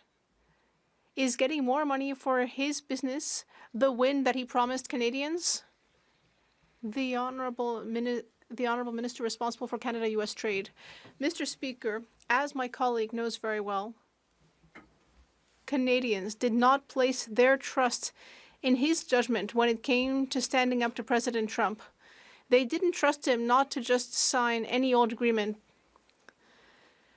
What we've done is to work hard with the U.S. to find an agreement that will be in the interest of both industries and workers in Canada. At the same time, Mr. Speaker, we are taking more measures to help Canadian workers and industries. The Honourable Leader of the Opposition. Mr. Speaker, do you want the good news or the bad news? Well, in these times, I guess we'll have to start with the good news. It's all we've got. The good news is that David Eby, the Premier of BC, has absolutely no constitutional authority to block a pipeline. The bad news is that this Prime Minister does. Under Section 9210A of the British North American Act, works between provinces are exclusively the federal government's responsibility. So will the Prime Minister stop hiding behind the powerless Premier, get out of the way, and approve a pipeline to the Pacific today? The Honourable Minister of Natural Resources.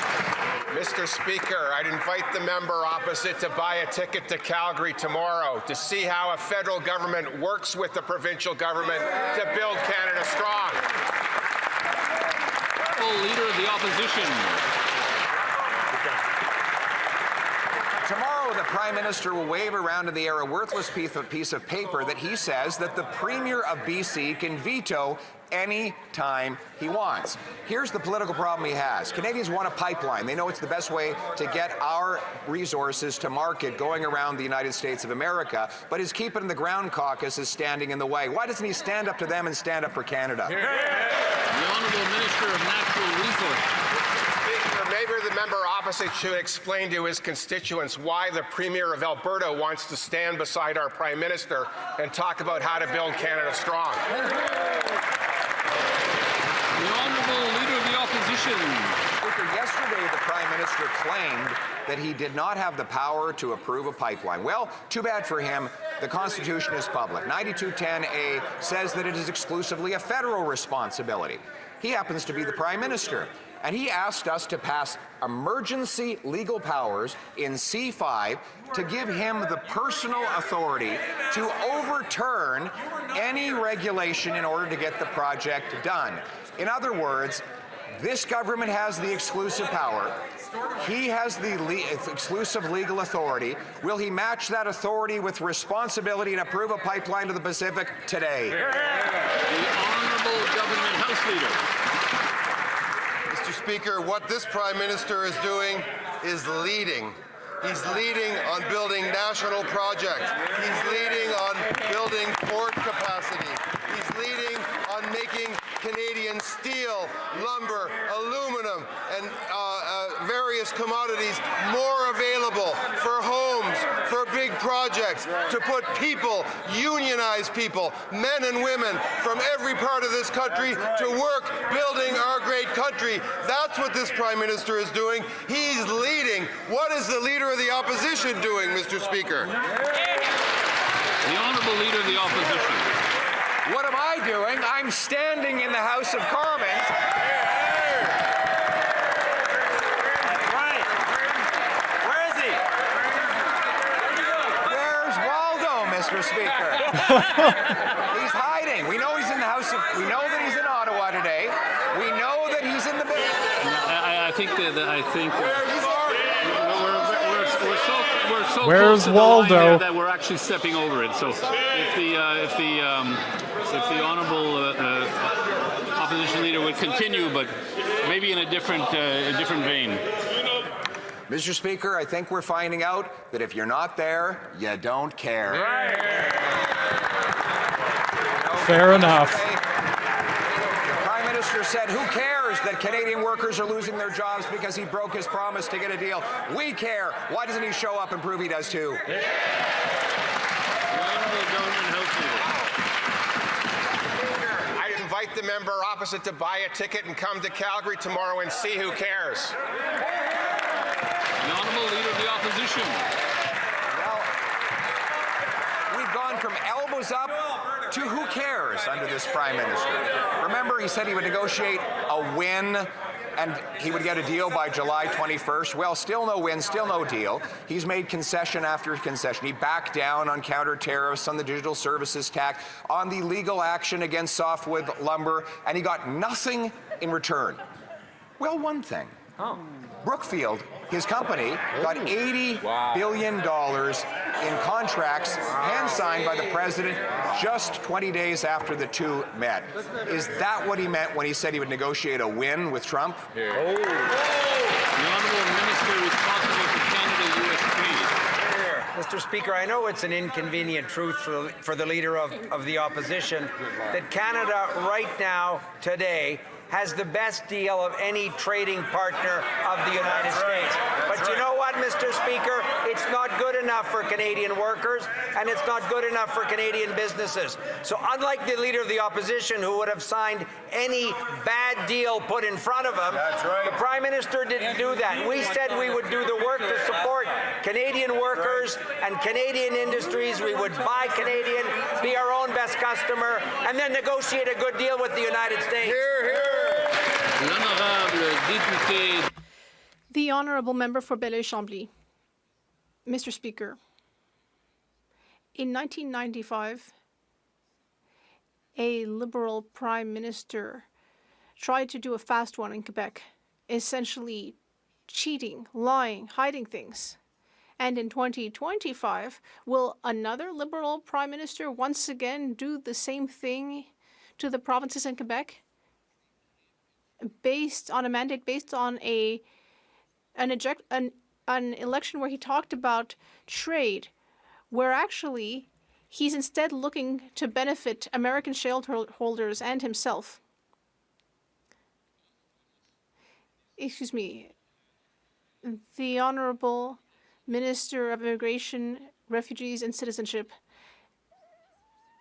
I'd like to thank my colleague for the question.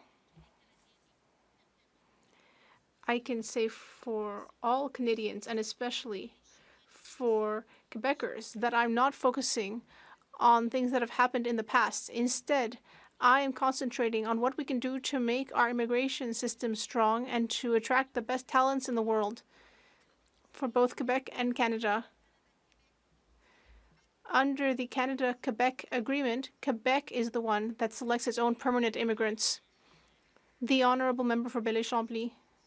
Well, I'll have to make my question clearer, or make it clear who I'm asking the question. I will have to ask the Minister of Canadian Heritage, the former leader of Équiterre, is he comfortable with the fact that the Prime Minister is trying to get around Canada's legislation in order to push an oil agenda to the detriment of the climate? The Honourable Minister of Canadian Identity and Culture. Mr. Speaker, my colleague's question might be more relevant if he hadn't authorized drilling on Anticosti Island, right in the middle of the St. Lawrence. If he hadn't made it so that in Quebec, 50% of the oil is Albertan, all due to the leader of the Bloc Québécois. And perhaps what he's saying would be a bit more relevant if under our budget negotiations, the Bloc Québécois had brought forward a single measure to protect the environment. They did not bring in a single proposal for the environment. That's what we got from the Bloc Québécois.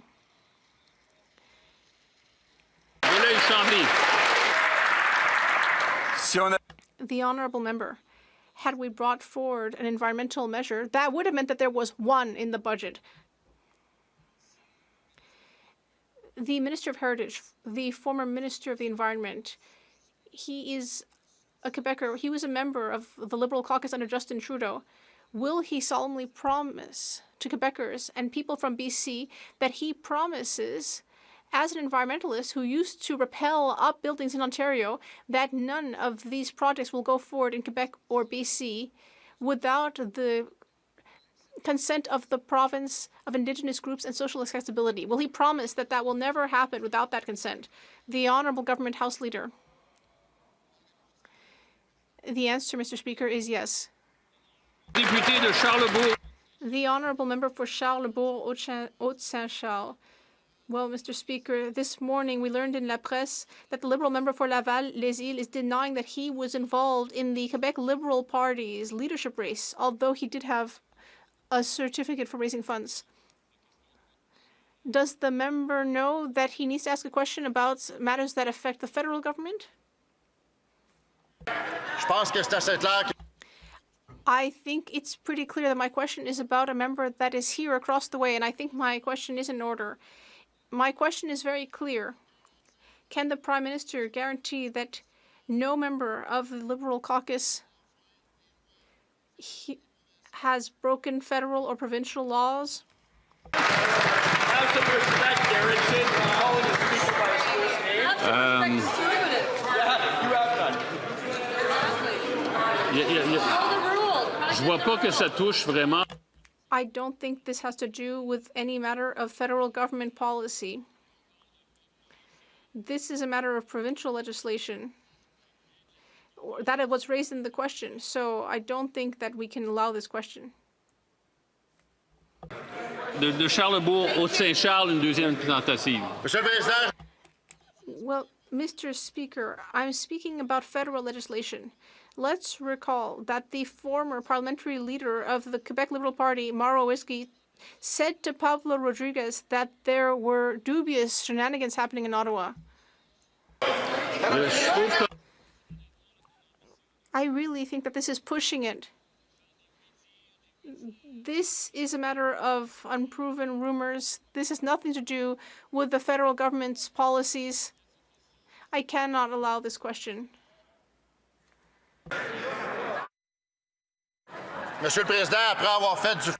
Mr. Speaker, now we see that the Liberals want to move on to a cover-up.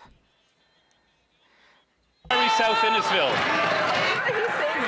The Prime Minister says Canadians need to sacrifice more and accept a lower standard of living and quality of life, while he says, who cares about critical trade talks with the U.S., acting more like an advance team for Brookfield and standing up for Canadians. Everywhere he goes, a deal for Brookfield follows while tariffs stay in place or go up. We learned this week that the Prime Minister stands to make millions in bonuses from Brookfield's success. Why does the Prime Minister have his elbows up for him and his Brookfield buddies, but says who cares about Canadian businesses and working families affected by tariffs? Honourable Minister of Jobs and Families. This Prime Minister has taken office, that's exactly what he's done. In fact, we stood up for Canadian companies and workers all across this country, and just in a few minutes, the Prime Minister will do it again. He'll stand up for Canadian companies, lumber companies, steel companies, and their hardworking union members that are fighting so hard to protect the economy of their region. Mr. Speaker, why don't they get on board and fight for Canadian families instead of for themselves?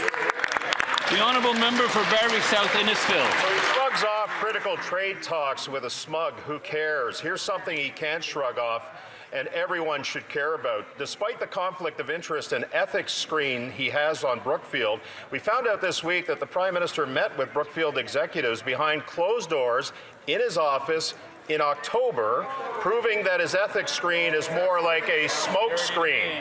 The Prime Minister and Brookfield stand to gain millions from his policies. He knows he can't have any contact with Brookfield, but he met with them anyways. Why would he meet with Brookfield knowing he's barred from having any contact with them? The Honourable Secretary of State for Labour. Speaker, the Prime Minister in a few minutes will be doing his job. He'll be standing up for steel workers. Every project, every infrastructure project in this country. He's gonna be doing his job, spending the taxpayers' dollars. Absolutely wild. The Liberals just stand there and are so proud of themselves. Steel industry standing by our steel workers, Mr. Speaker. We are investing in our workers. The Conservatives are investing in division. The Honourable Member for Leeds Grenville Thousand Islands. The Prime Minister has backed down on counter tariffs. He's backed down on the legal challenge against the softwood lumber tariffs, and he's saying, who cares? Now, Canadians thought that he got nothing in his negotiations. It turns out that he just got nothing for Canadians. After his last trip to the White House, he got an $80 billion nuclear deal for his company, Brookfield, which will see the Prime Minister's own personal investments increase in value. So why is it that the Prime Minister is trading our national interests for his own personal financial interests?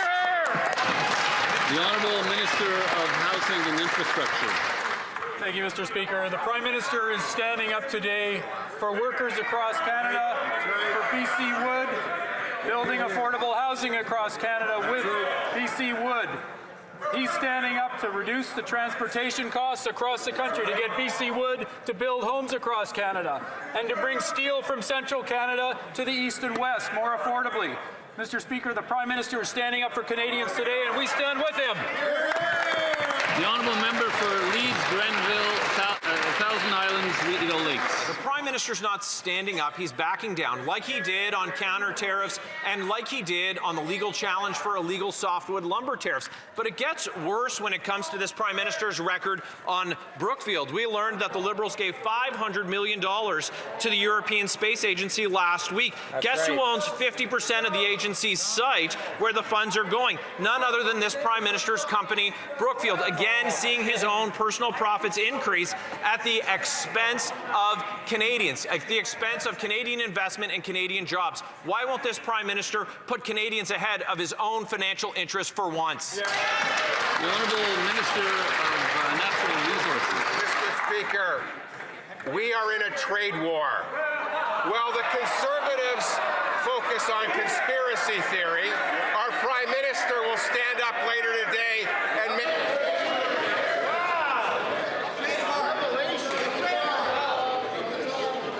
Not from the top, but the member may continue.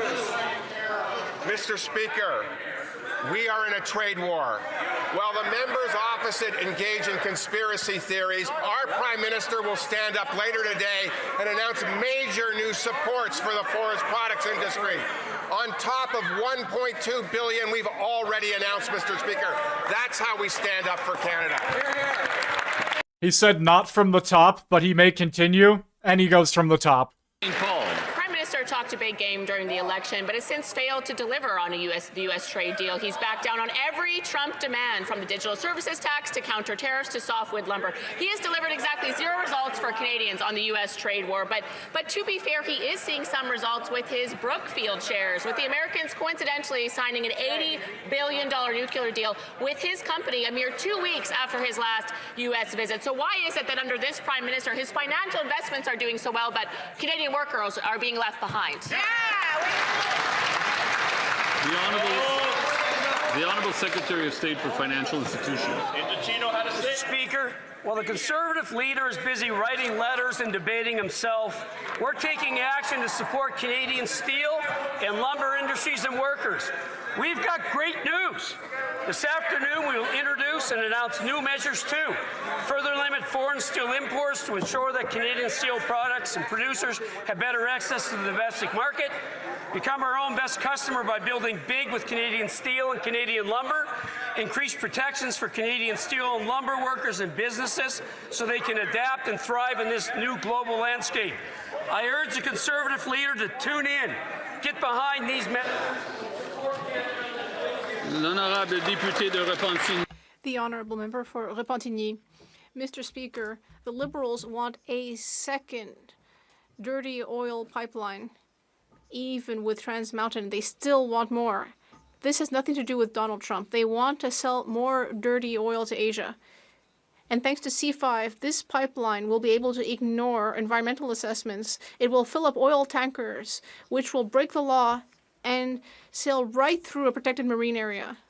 Is there a single Liberal out there with a single shred of conscience? And if so, will they get up and say that this makes absolutely no sense? The Honourable Minister of the Environment. Mr. Speaker, like I did yesterday, I will speak about the projects that our government is bringing forward in order to build Canada strong. As I said yesterday, if we want to talk about Quebec, we have the project in Saint-Michel-des-Seines in Quebec. This is a project that will continue to improve energy storage and electric vehicle batteries. Like all of our projects, we will respect provincial jurisdiction, and we will respect Indigenous rights. The Honourable Member for Repentigny. Mr. Speaker, it is very clear that these Liberals are ashamed. Every time the Liberals hear about their new dirty oil pipeline, they can't wait to change the subject. They know that it's a climate disaster. They know that it's a biodiversity disaster. And they know that there's also the chance of this turning into a financial debacle like Trans Mountain. And yet tomorrow they're going to watch their PM have a photo op with Danielle Smith to announce a pipeline that actually they can't defend at all. We know they're ashamed, but the real question is, do they realize that they are right to be ashamed? The Honourable Government House Leader. Mr. Speaker, quite the contrary. We are extremely proud to be contributing to building this country, to building opportunities throughout Canada, like renewable energy throughout the country, like significant projects like the mine my colleague just mentioned. It is the Bloc Québécois that wants to destroy our economy. With them, and then we also have the Conservatives who simply want to open the floodgates. As usual, between the two of them, the Liberal Party is finding the correct middle ground. The Honourable Member for Montmorency Charlevoix. Well, Mr. Speaker, this Prime Minister has gone from elbows up to who cares after he failed to sign an agreement on tariffs with the U.S. He backed down on the digital services tax, on counter tariffs, and on the legal measures on softwood lumber.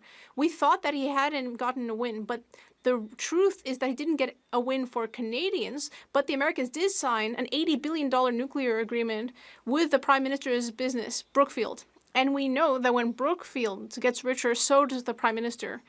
Why is this Prime Minister sacrificing the interests of Quebecers and Canadians so that he can profit? The Honourable Parliamentary Secretary to the Minister of Industry. Mr. Speaker, when the Prime Minister makes a decision, it's in the interest of all Canadians. That is why we've made several trips, although our colleagues don't like that. We've gone abroad to find new investment. That's why this afternoon there's an important announcement, and I hope our colleagues will be paying attention, because there will be announcements on softwood lumber and others to support our industries. That's what we're doing all the time. The Honourable Member for Montmorency-Charlevoix. Well, Mr. Speaker, it takes a lot of work to manage all of the conflicts of interest having to do with Brookfield. The clerk of the Privy Council told us that teams are working around the clock to manage these conflicts of interest. He sold his Brookfield shares to be sure that he meets ethical standards. But the Prime Minister's Chief of Staff has told us that every day he's speaking to the Ethics Commissioner to ensure that everything is under control. The Prime Minister is ending up making tariffs go up every time he leaves the country. He can't seem to get a win for Canadians, and he needs dozens of people to regulate his conflicts of interest. Could he at the very least sell his Brookfield shares and stop being in a conflict of interest every single day? The Honourable Parliamentary Secretary. Mr. Speaker, every time the Prime Minister leaves the country, it's in order to sign contracts with other countries to find new markets for our products. Canada has what the world needs, and we will find new partners. Meanwhile, the Conservatives are pretending that they don't understand that, but actually, they do. And I'm honestly saddened to see the pathetic partisan games they're playing. They understand this perfectly well, but they pretend not to. Mr. Speaker, when it comes to trade with the Americans, the Prime Minister went from elbows up to who cares? He backed down on counter tariffs and on legal challenges to softwood lumber and got nothing in return when he went to Washington in October. Well, nothing for Canadians. Days later, the Americans signed an $80 billion nuclear deal with the Prime Minister's company, Brookfield. When is this Prime Minister going to get a deal for Canadians and not just a deal for himself and his company? The Honourable Parliamentary Secretary to the Minister of Finance. Conservative cares is it's like the an big oxymoron guns. or some pathetic joke, because we know those two terms are like oil and water. They just do not mix. Who cares is our government cares. We're the ones standing up for our industries. We're making more announcements today. The Prime Minister is stepping up with increased protections for our domestic market, with new support for our industries and workers in steel and softwood lumber, and additional commitments to buy Canadian so that we ensure that our workers and industries will thrive for generations to come. The Honourable Member for St. Albert, Sturgeon River. Mr. Speaker, it is being reported that the government's MOU with Alberta includes a multi-billion-dollar investment in carbon capture with Pathways Alliance, the premier carbon capture company connected with Pathways Alliance is none other than Entropy, which is owned by none other than Brookfield. Is the reason it has taken the government so long to get a deal with Alberta because the Prime Minister has been busy getting a deal for Brookfield? Honourable Minister of Natural Resources. Mr. Speaker, I hate to break up their conspiracy theory, but Pathways is actually owned by 6 large oil companies, not Entropy. Member for St. Albert, Sturgeon River. Mr. Speaker, the very Brookfield fund that the Prime Minister stands to make millions of dollars in future bonus pay invested $300 million in Entropy. So, in the face of that, can the government provide the assurance that the deal negotiated by the Prime Minister will in no way benefit Entropy and, by extension, the Prime Minister's financial portfolio? The Honourable Minister of Natural Resources. Mr. Speaker, here we go again, conspiracy theory. We're focused on building Canada. We're focused on working with Alberta to grow our natural resources in a responsible way in consultation with First Nations. That's how we build, not conspiracy theory. for Mississauga Centre. Mr. Speaker, young Canadians are ambitious and ready to build Canada's future. Budget 2025 makes generational investments in youth, from Canada Summer Jobs and the Student Work Experience Program to expanded training and apprenticeship opportunities. These aren't short-term fixes. They're building blocks for a lifetime of success. While the opposition talks about cuts, this government's investing in the next generation.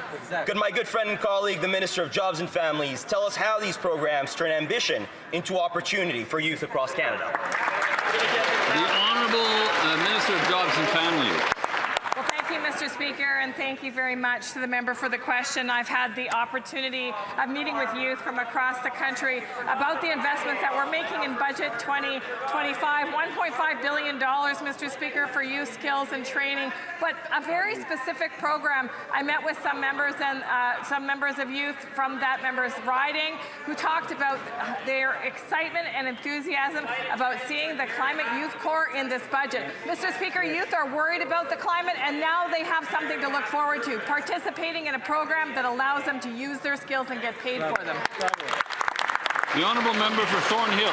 Once again, Canadians are finding out that this Prime Minister is all sizzle and no steak. It turns out that his big pipeline announcement won't actually build a pipeline. He's going to have a meeting to set up a plan and then sign a piece of paper that talks about maybe one day putting shovels in the ground. And now he's handing a veto power to the NDP in British Columbia, allowing them to block the whole thing. The Prime Minister is in Ottawa, and we know that he's having trouble with his own caucus on this issue. And now he's ducking the only question that Canadians have. Was yesterday the start of a real pipeline, or just the latest episode in Announce Now and Deliver Never? The Honourable Minister of Natural Resources. Mr. Speaker, I'd invite that member to get a ticket to Calgary tomorrow as well, and they could see why the Premier of Alberta thinks that things have never been so good in Canada. For Thornhill. Mr. Speaker, that wasn't their answer yesterday. In fact, that isn't what the government said at all when they gave BC the veto in this House. Maybe they need to brush up on the Constitution, because Section 92 explicitly gives them the power to build pipelines, whether David Eby likes it or not. He also got the legal authority from this House when they asked us to pass Bill C-5 to circumvent their own regulations. And the only thing holding them back now is the same gutless paralysis that kept our oil buried and Canadians with less money over the last 10 years. So instead of hiding behind the premiers, will he get up and announce that he's going to build a pipeline? Minister of Natural Resources. Mr. Speaker, they seem determined not to want to see any development in this country. What we understand is it's federal government jurisdiction to approve a pipeline. We also understand that if a proponent wants to take it to the Major Projects Office, we expect them to work in conjunction with the affected jurisdiction and to consult First Nations. The Premier of Alberta understands that. Unfortunately, the members of the opposition don't. Member for Calgary East.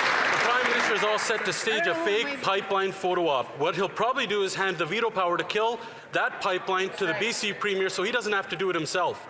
Section 9210 of the Constitution says the federal government has the sole power to approve interprovincial projects and get shovels in the ground. The only person blocking the pipeline today is this Prime Minister. Will he stand up today and commit to repealing the tanker ban, axing the industrial carbon tax, and actually getting this oil pipeline built? Way to go, Dad! The Honourable Government House Leader. How many pipelines have they built? Zero. Mr. Speaker, we learned in the course of the last election campaign that the Leader of the Opposition had in fact never spoken to the Conservative Premier of Ontario, Mr. Ford.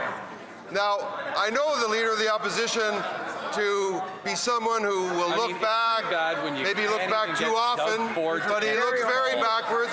He'll want to learn from that mistake, and I really suggest he not make that mistake again with the Premier of Alberta. Mr. Leader of the Opposition, please call Danielle Smith. The Honourable Member for Calgary East. With the amount of hot air coming out of that member's mouth, I'm surprised the Liberals haven't slapped a carbon tax on it. That answer was as fake as this Prime Minister's promises. Tomorrow, he'll make this grand show and pretend that he wants to get a pipeline built, but he'll hide behind someone else and get them to cancel it so he doesn't have to do it himself. The only person that can get this pipeline approved is this Prime Minister. Does the pipeline need to be sponsored by Brookfield so it actually gets built? The Honourable Minister of Natural Resources. Speaker, unfortunately, that plane's going to get pretty full. I invite the member across to buy a ticket and come to Calgary and see what a federal government, how they can work with the provincial government to build Canada strong. The Honourable Member for North Island, Powell River. This Prime Minister promised to build Canada strong, and yet when it comes to a pipeline to BC's coast, a pipeline that could end the U.S. monopoly on Canadian oil and bring billions of dollars into Canada, he transforms into a helpless bystander, hiding behind the NDP Premier in BC, ceding responsibility, abdicating leadership. The Constitution is clear. National pipelines are the sole jurisdiction of the federal government, and failing to act is a betrayal of our national interests. It's a betrayal of our workers, and it's selling out to the Americans. Will they build the pipeline, yes or no? The Honourable Minister of Jobs and Families. Mr. Speaker, listen, today's good news for the many companies around the country who are working so hard to stay in business in the middle of this trade war. Whether it's steel, whether it's lumber, Mr. Speaker, we have their backs. And today we're going to talk more about what else we can do, not only to make sure that we protect these companies, but to help them grow their footprint, to sell their product to Canada and around the world. These guys cannot get their head out of the sand, literally, Mr. Speaker, for the sake of the companies right now who need our support. We'll do that work. Honourable Member for North Island, Powell River. You know, Mr. Speaker, maybe if Brookfield proposed a pipeline, we could actually get one backed by this Prime Minister. Let's be clear. A majority of Canadians support this pipeline. A majority of British Columbians support this pipeline. And as long as the world needs these resources, as long as the world needs oil and gas, until that last barrel comes out of the ground, as much of those resources as possible should come from right here in Canada. Why won't this government take up its mantle of leadership, deliver on what it promised, and get this pipeline built? The Honourable Parliamentary Secretary to the Minister of Finance. Mr. Speaker, news flash, we're in a trade war. We're in a trade war, and we don't get to choose the attitude and the response of other countries. We get to choose what we do in response to protect our industries here in Canada. Tariff-impacted industries know across Canada that this government is standing up to protect their interests at every step along the way. Whether the PM is overseas securing new investments to open up other markets, or whether he's offering new liquidity support and a package to help their businesses get through challenging times, we're steadfast in supporting Canadians. The Honourable Member for Okanagan Lake West, South Kelowna. Mr. Speaker, on a pipeline to the Pacific, the Prime Minister finds himself in a dilemma of his own making. He, his ministers, his MPs say one thing in British Columbia and another in Alberta, and now he's perched squarely on the fence. Under Section 9210 of the Constitution, the decision is his government's alone. So will he side with the national interest to build a new pipeline, or will he bow to President Trump and keep a supplicant to American interests instead of diversifying our energy exports? The Honourable Government House Leader. Mr. Speaker, maybe we should come at this another way. That member is a British Columbia member. Is he really suggesting,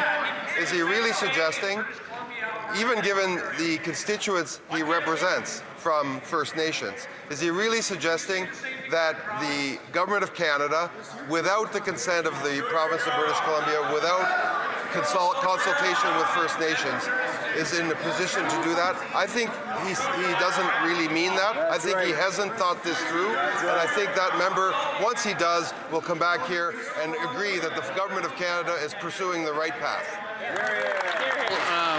Member for Okanagan Lake West, South The arrogance of that answer, Mr. Speaker. He hasn't spoken to my constituents like I have on this issue. And right now, the only thing that is crossing provincial borders is this Prime Minister's indecision. A pizza shop is more productive than this Prime Minister because at least they know what business they're in and they know they need to deliver in a competitive marketplace. Section 9210 is clear. The power to act is his, so will the Prime Minister stop hiding behind premiers and process, or will he finally stand up for Canada, repeal the shipping ban, axe the industrial carbon tax, and build a new pipeline to the Pacific that is in the national interest? The Honourable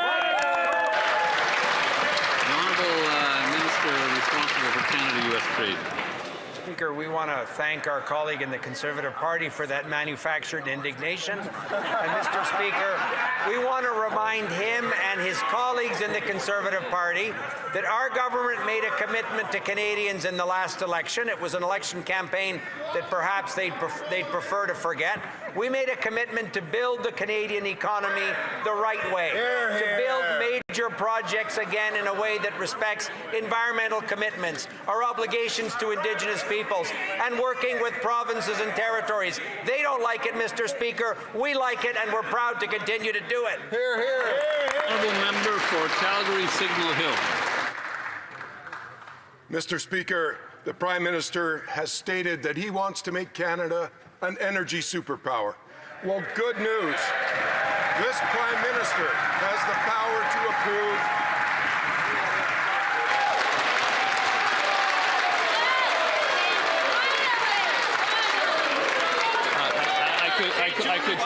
I could see that coming. I could see that coming. In the business, it's called an applause line. But the member may start from the top. Yeah. Mr. Speaker, this Prime Minister has stated that he wants to make Canada an energy superpower. Well, good news. This Prime Minister has the power to approve a pipeline to the BC coast. Section 9210 of our Constitution gives the Prime Minister jurisdiction over interprovincial projects like pipelines, not premiers, the Prime Minister. So will he stop passing the buck and approve an oil pipeline to the coast so that we can get this nation-building pipeline built? The Honourable Minister of Natural Resources. Mr. Speaker, this Prime Minister so far has referred $117 billion, $117 billion of projects to the MPO. Maybe this member can join us tomorrow in Calgary and see how this government, with the provinces, is building Canada strong. Honourable member for Pickering-Brooklyn. Mr. Speaker, this week, as we begin the 60 days of activism against gender-based violence, and with today marking Economic Abuse Awareness Day, we are reminded of the countless women, children, and families whose lives have been forever changed by abuse. And we are reminded that this violence doesn't always leave visible scars. It's often hidden behind closed doors, taking the form of control, isolation, and economic abuse that can trap someone in a dangerous situation. Could the Minister of Women and Gender Equality speak to how our government is working to recognize and combat economic abuse and support those who are living through this painful and often invisible form of violence? The Honourable Minister for Women and Gender Equality. I thank my honourable colleague for that question. As we mark the 16 days of activism against gender-based violence, we recognize the women who built this movement and the work that lies ahead. Our Economic Abuse Awareness Day, we recognize that gender-based violence can be physical, emotional, and psychological. That's why in our budget, we committed to working with financial institutions on a code of conduct to prevent economic abuse, helping them identify it and intervene safely. We will keep working together to end gender-based violence so women can live safely and free from fear. It's unfortunate the members opposite voted against this very measure. The Honourable Member for Oshawa. Mr. Speaker, when the Prime Minister was asked this weekend whether he had spoken to Trump about trade, he said, "Who cares?" Apparently, there is not a burning issue. Well, Mr. Speaker, Conservatives care, and so do the thousands of Oshawa auto workers at the GM assembly plant who are losing their jobs because of the trade war. How can the Prime Minister look Oshawa auto workers in the eye and tell them he doesn't care and that their jobs don't matter? The Honourable Secretary of State for Financial Institutions. Mr. Speaker, great news for the Conservatives. We care. This afternoon, we're going to announce new measures. Further limit foreign steel imports to ensure that Canadian steel products have better access to the domestic market. Become our own best customer by building big with Canadian steel and Canadian lumber. Increase protections for Canadian steel and lumber workers and businesses so they can adapt and thrive in this new global landscape. Mr. Speaker, that leader only cares about himself, squashing a caucus revolt, and thank you. What was that? I mean, we have unfettered. He just gave up like Mark Carney did with Donald Trump. Both sides have to refrain from provocation. I think that can lead to disorder, which is unparliamentary. But the honourable member for Oshawa. Mr. Speaker, what is clear is that instead of negotiating deals for Canadian auto workers, what they care about, and this Prime Minister cares about, is being more interested in negotiating deals for Brookfield. Yeah, absolutely. Oshawa is set to lose thousands of jobs this January, even though this Prime Minister promised to negotiate a win. This is a burning issue for Oshawa auto workers. So why isn't it a burning issue for this Prime Minister? Good question. The Honourable Parliamentary Secretary to the Minister of Finance. Mr. Speaker, I'm happy to report that I just recently met with the Unifor Union 222, that's the local chapter at the GM Oshawa plant, and they're happy with what our government is doing to support them. They've said that no deal is better than a bad deal.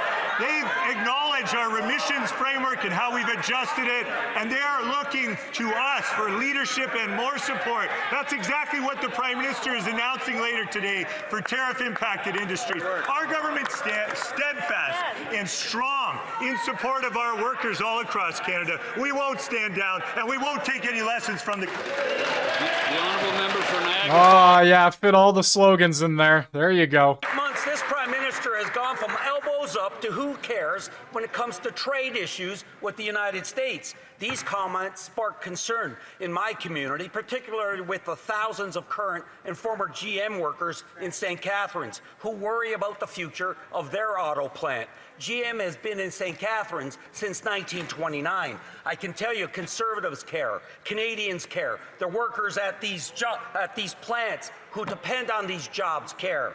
What's it going to take?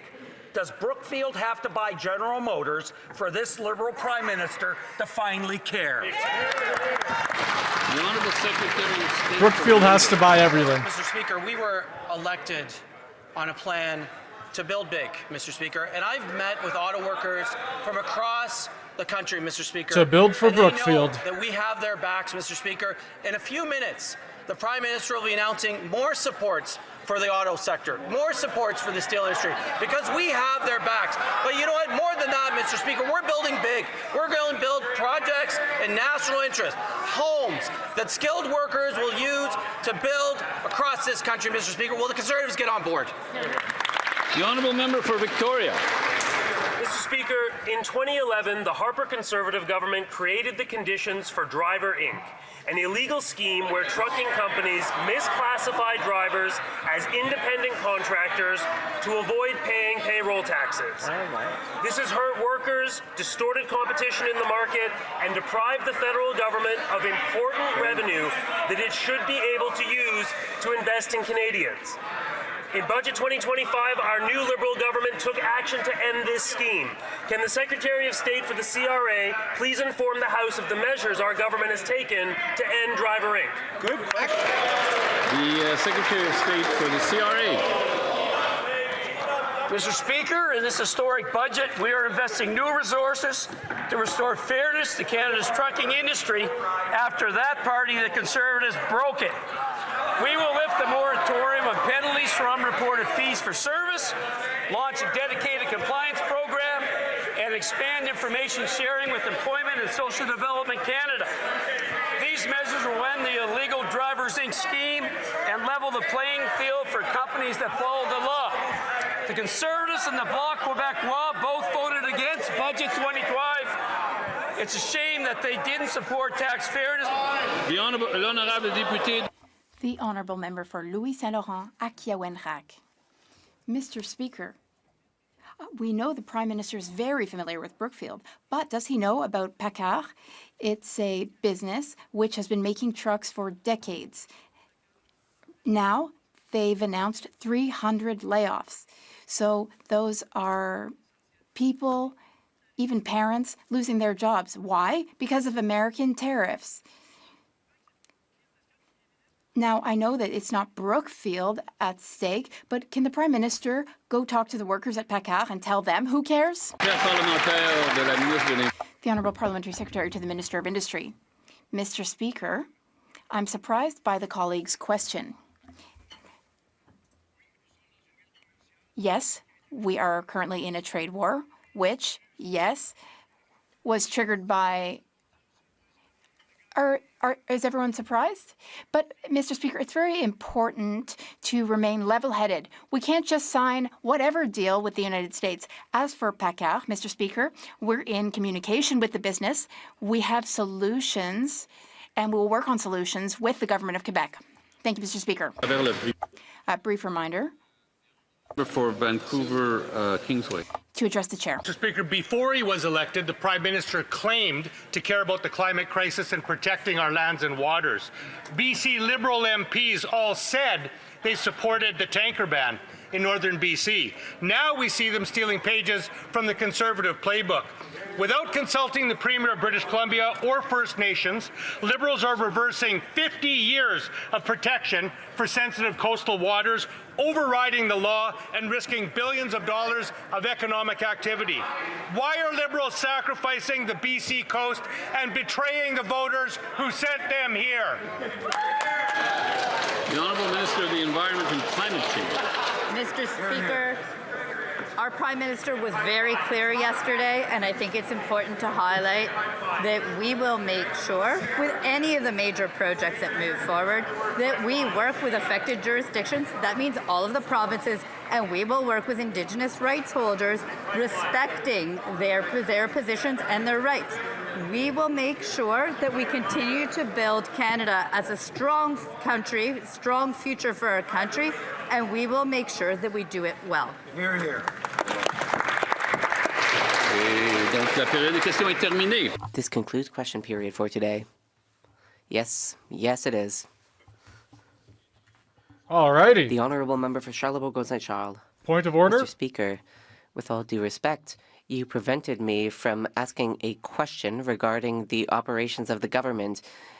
If you will now allow me, I will ask the question.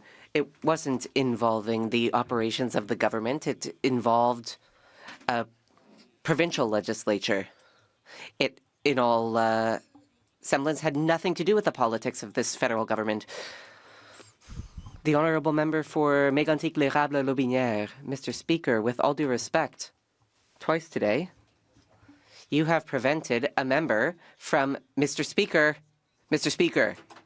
during QP, if I may finish, I won't be long. Twice now, you have prevented a member from finishing their question. A question that did have relevance to the government. I am sorry. That is true, that it happens from time to time. The Honourable Member for Berthier-Masquinongé is rising on a point of order. Yes. First, Mr. Speaker, if I may, on the same point of order. Here we go. With all due respect, we have the right to ask questions about what is in the media, TVA, Radio-Canada. We have the right to ask questions about current affairs in the House. In my view, the question did not concern federal government policies or programs, nor did it concern the federal cabinet. That is why I did not allow the question. Does the member have a further point of order? Yes, on a different point of order, Mr. Speaker. If you ask, you will find there is unanimous consent for the following motion. That for the duration of the tribute for the member for Bécancour, Nicolet Sorel, that member be sat in the seat belonging to the member for Mirabel. All agreed? I believe we have unanimous consent. As such, the member can change his seat. Can you go Wood Park, Fort Saskatchewan. Thank you, Mr. Speaker. I wonder if you can clarify the rules around a question, 30-second in duration, that begins with a preamble that may seem to be unrelated to government business, but that concludes on a matter that is related to government business. In the past, members have been able to finish. Allow a bit of a preamble, but in this case, I don't think that the second part of the question respected the rules. So I ruled it out of order. I'm sorry.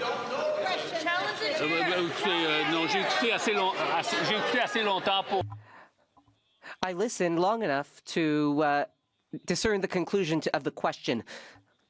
Now, as it is 3:12 p.m., pursuant to the order adopted. All right, I believe that is it for the points of order and the chaos afterwards. That is going to do it for today's live stream. Thank you all for joining on YouTube, Rumble, and Kick. I will be live again tomorrow, roughly the same time, for Thursday question period. I don't know if the Macy's parade has started yet, but regardless, it is the end of the stream. So you can head over to that if you so please. I don't think it's started yet. They're still blowing things up. Anyway, see you tomorrow. Check the main channel for content. Adios, everybody. He should really be disqualified from achieving further records just to make room for someone else, except there's no one else who can achieve the number of records my friend here has. Because 41 years is a long time. Also,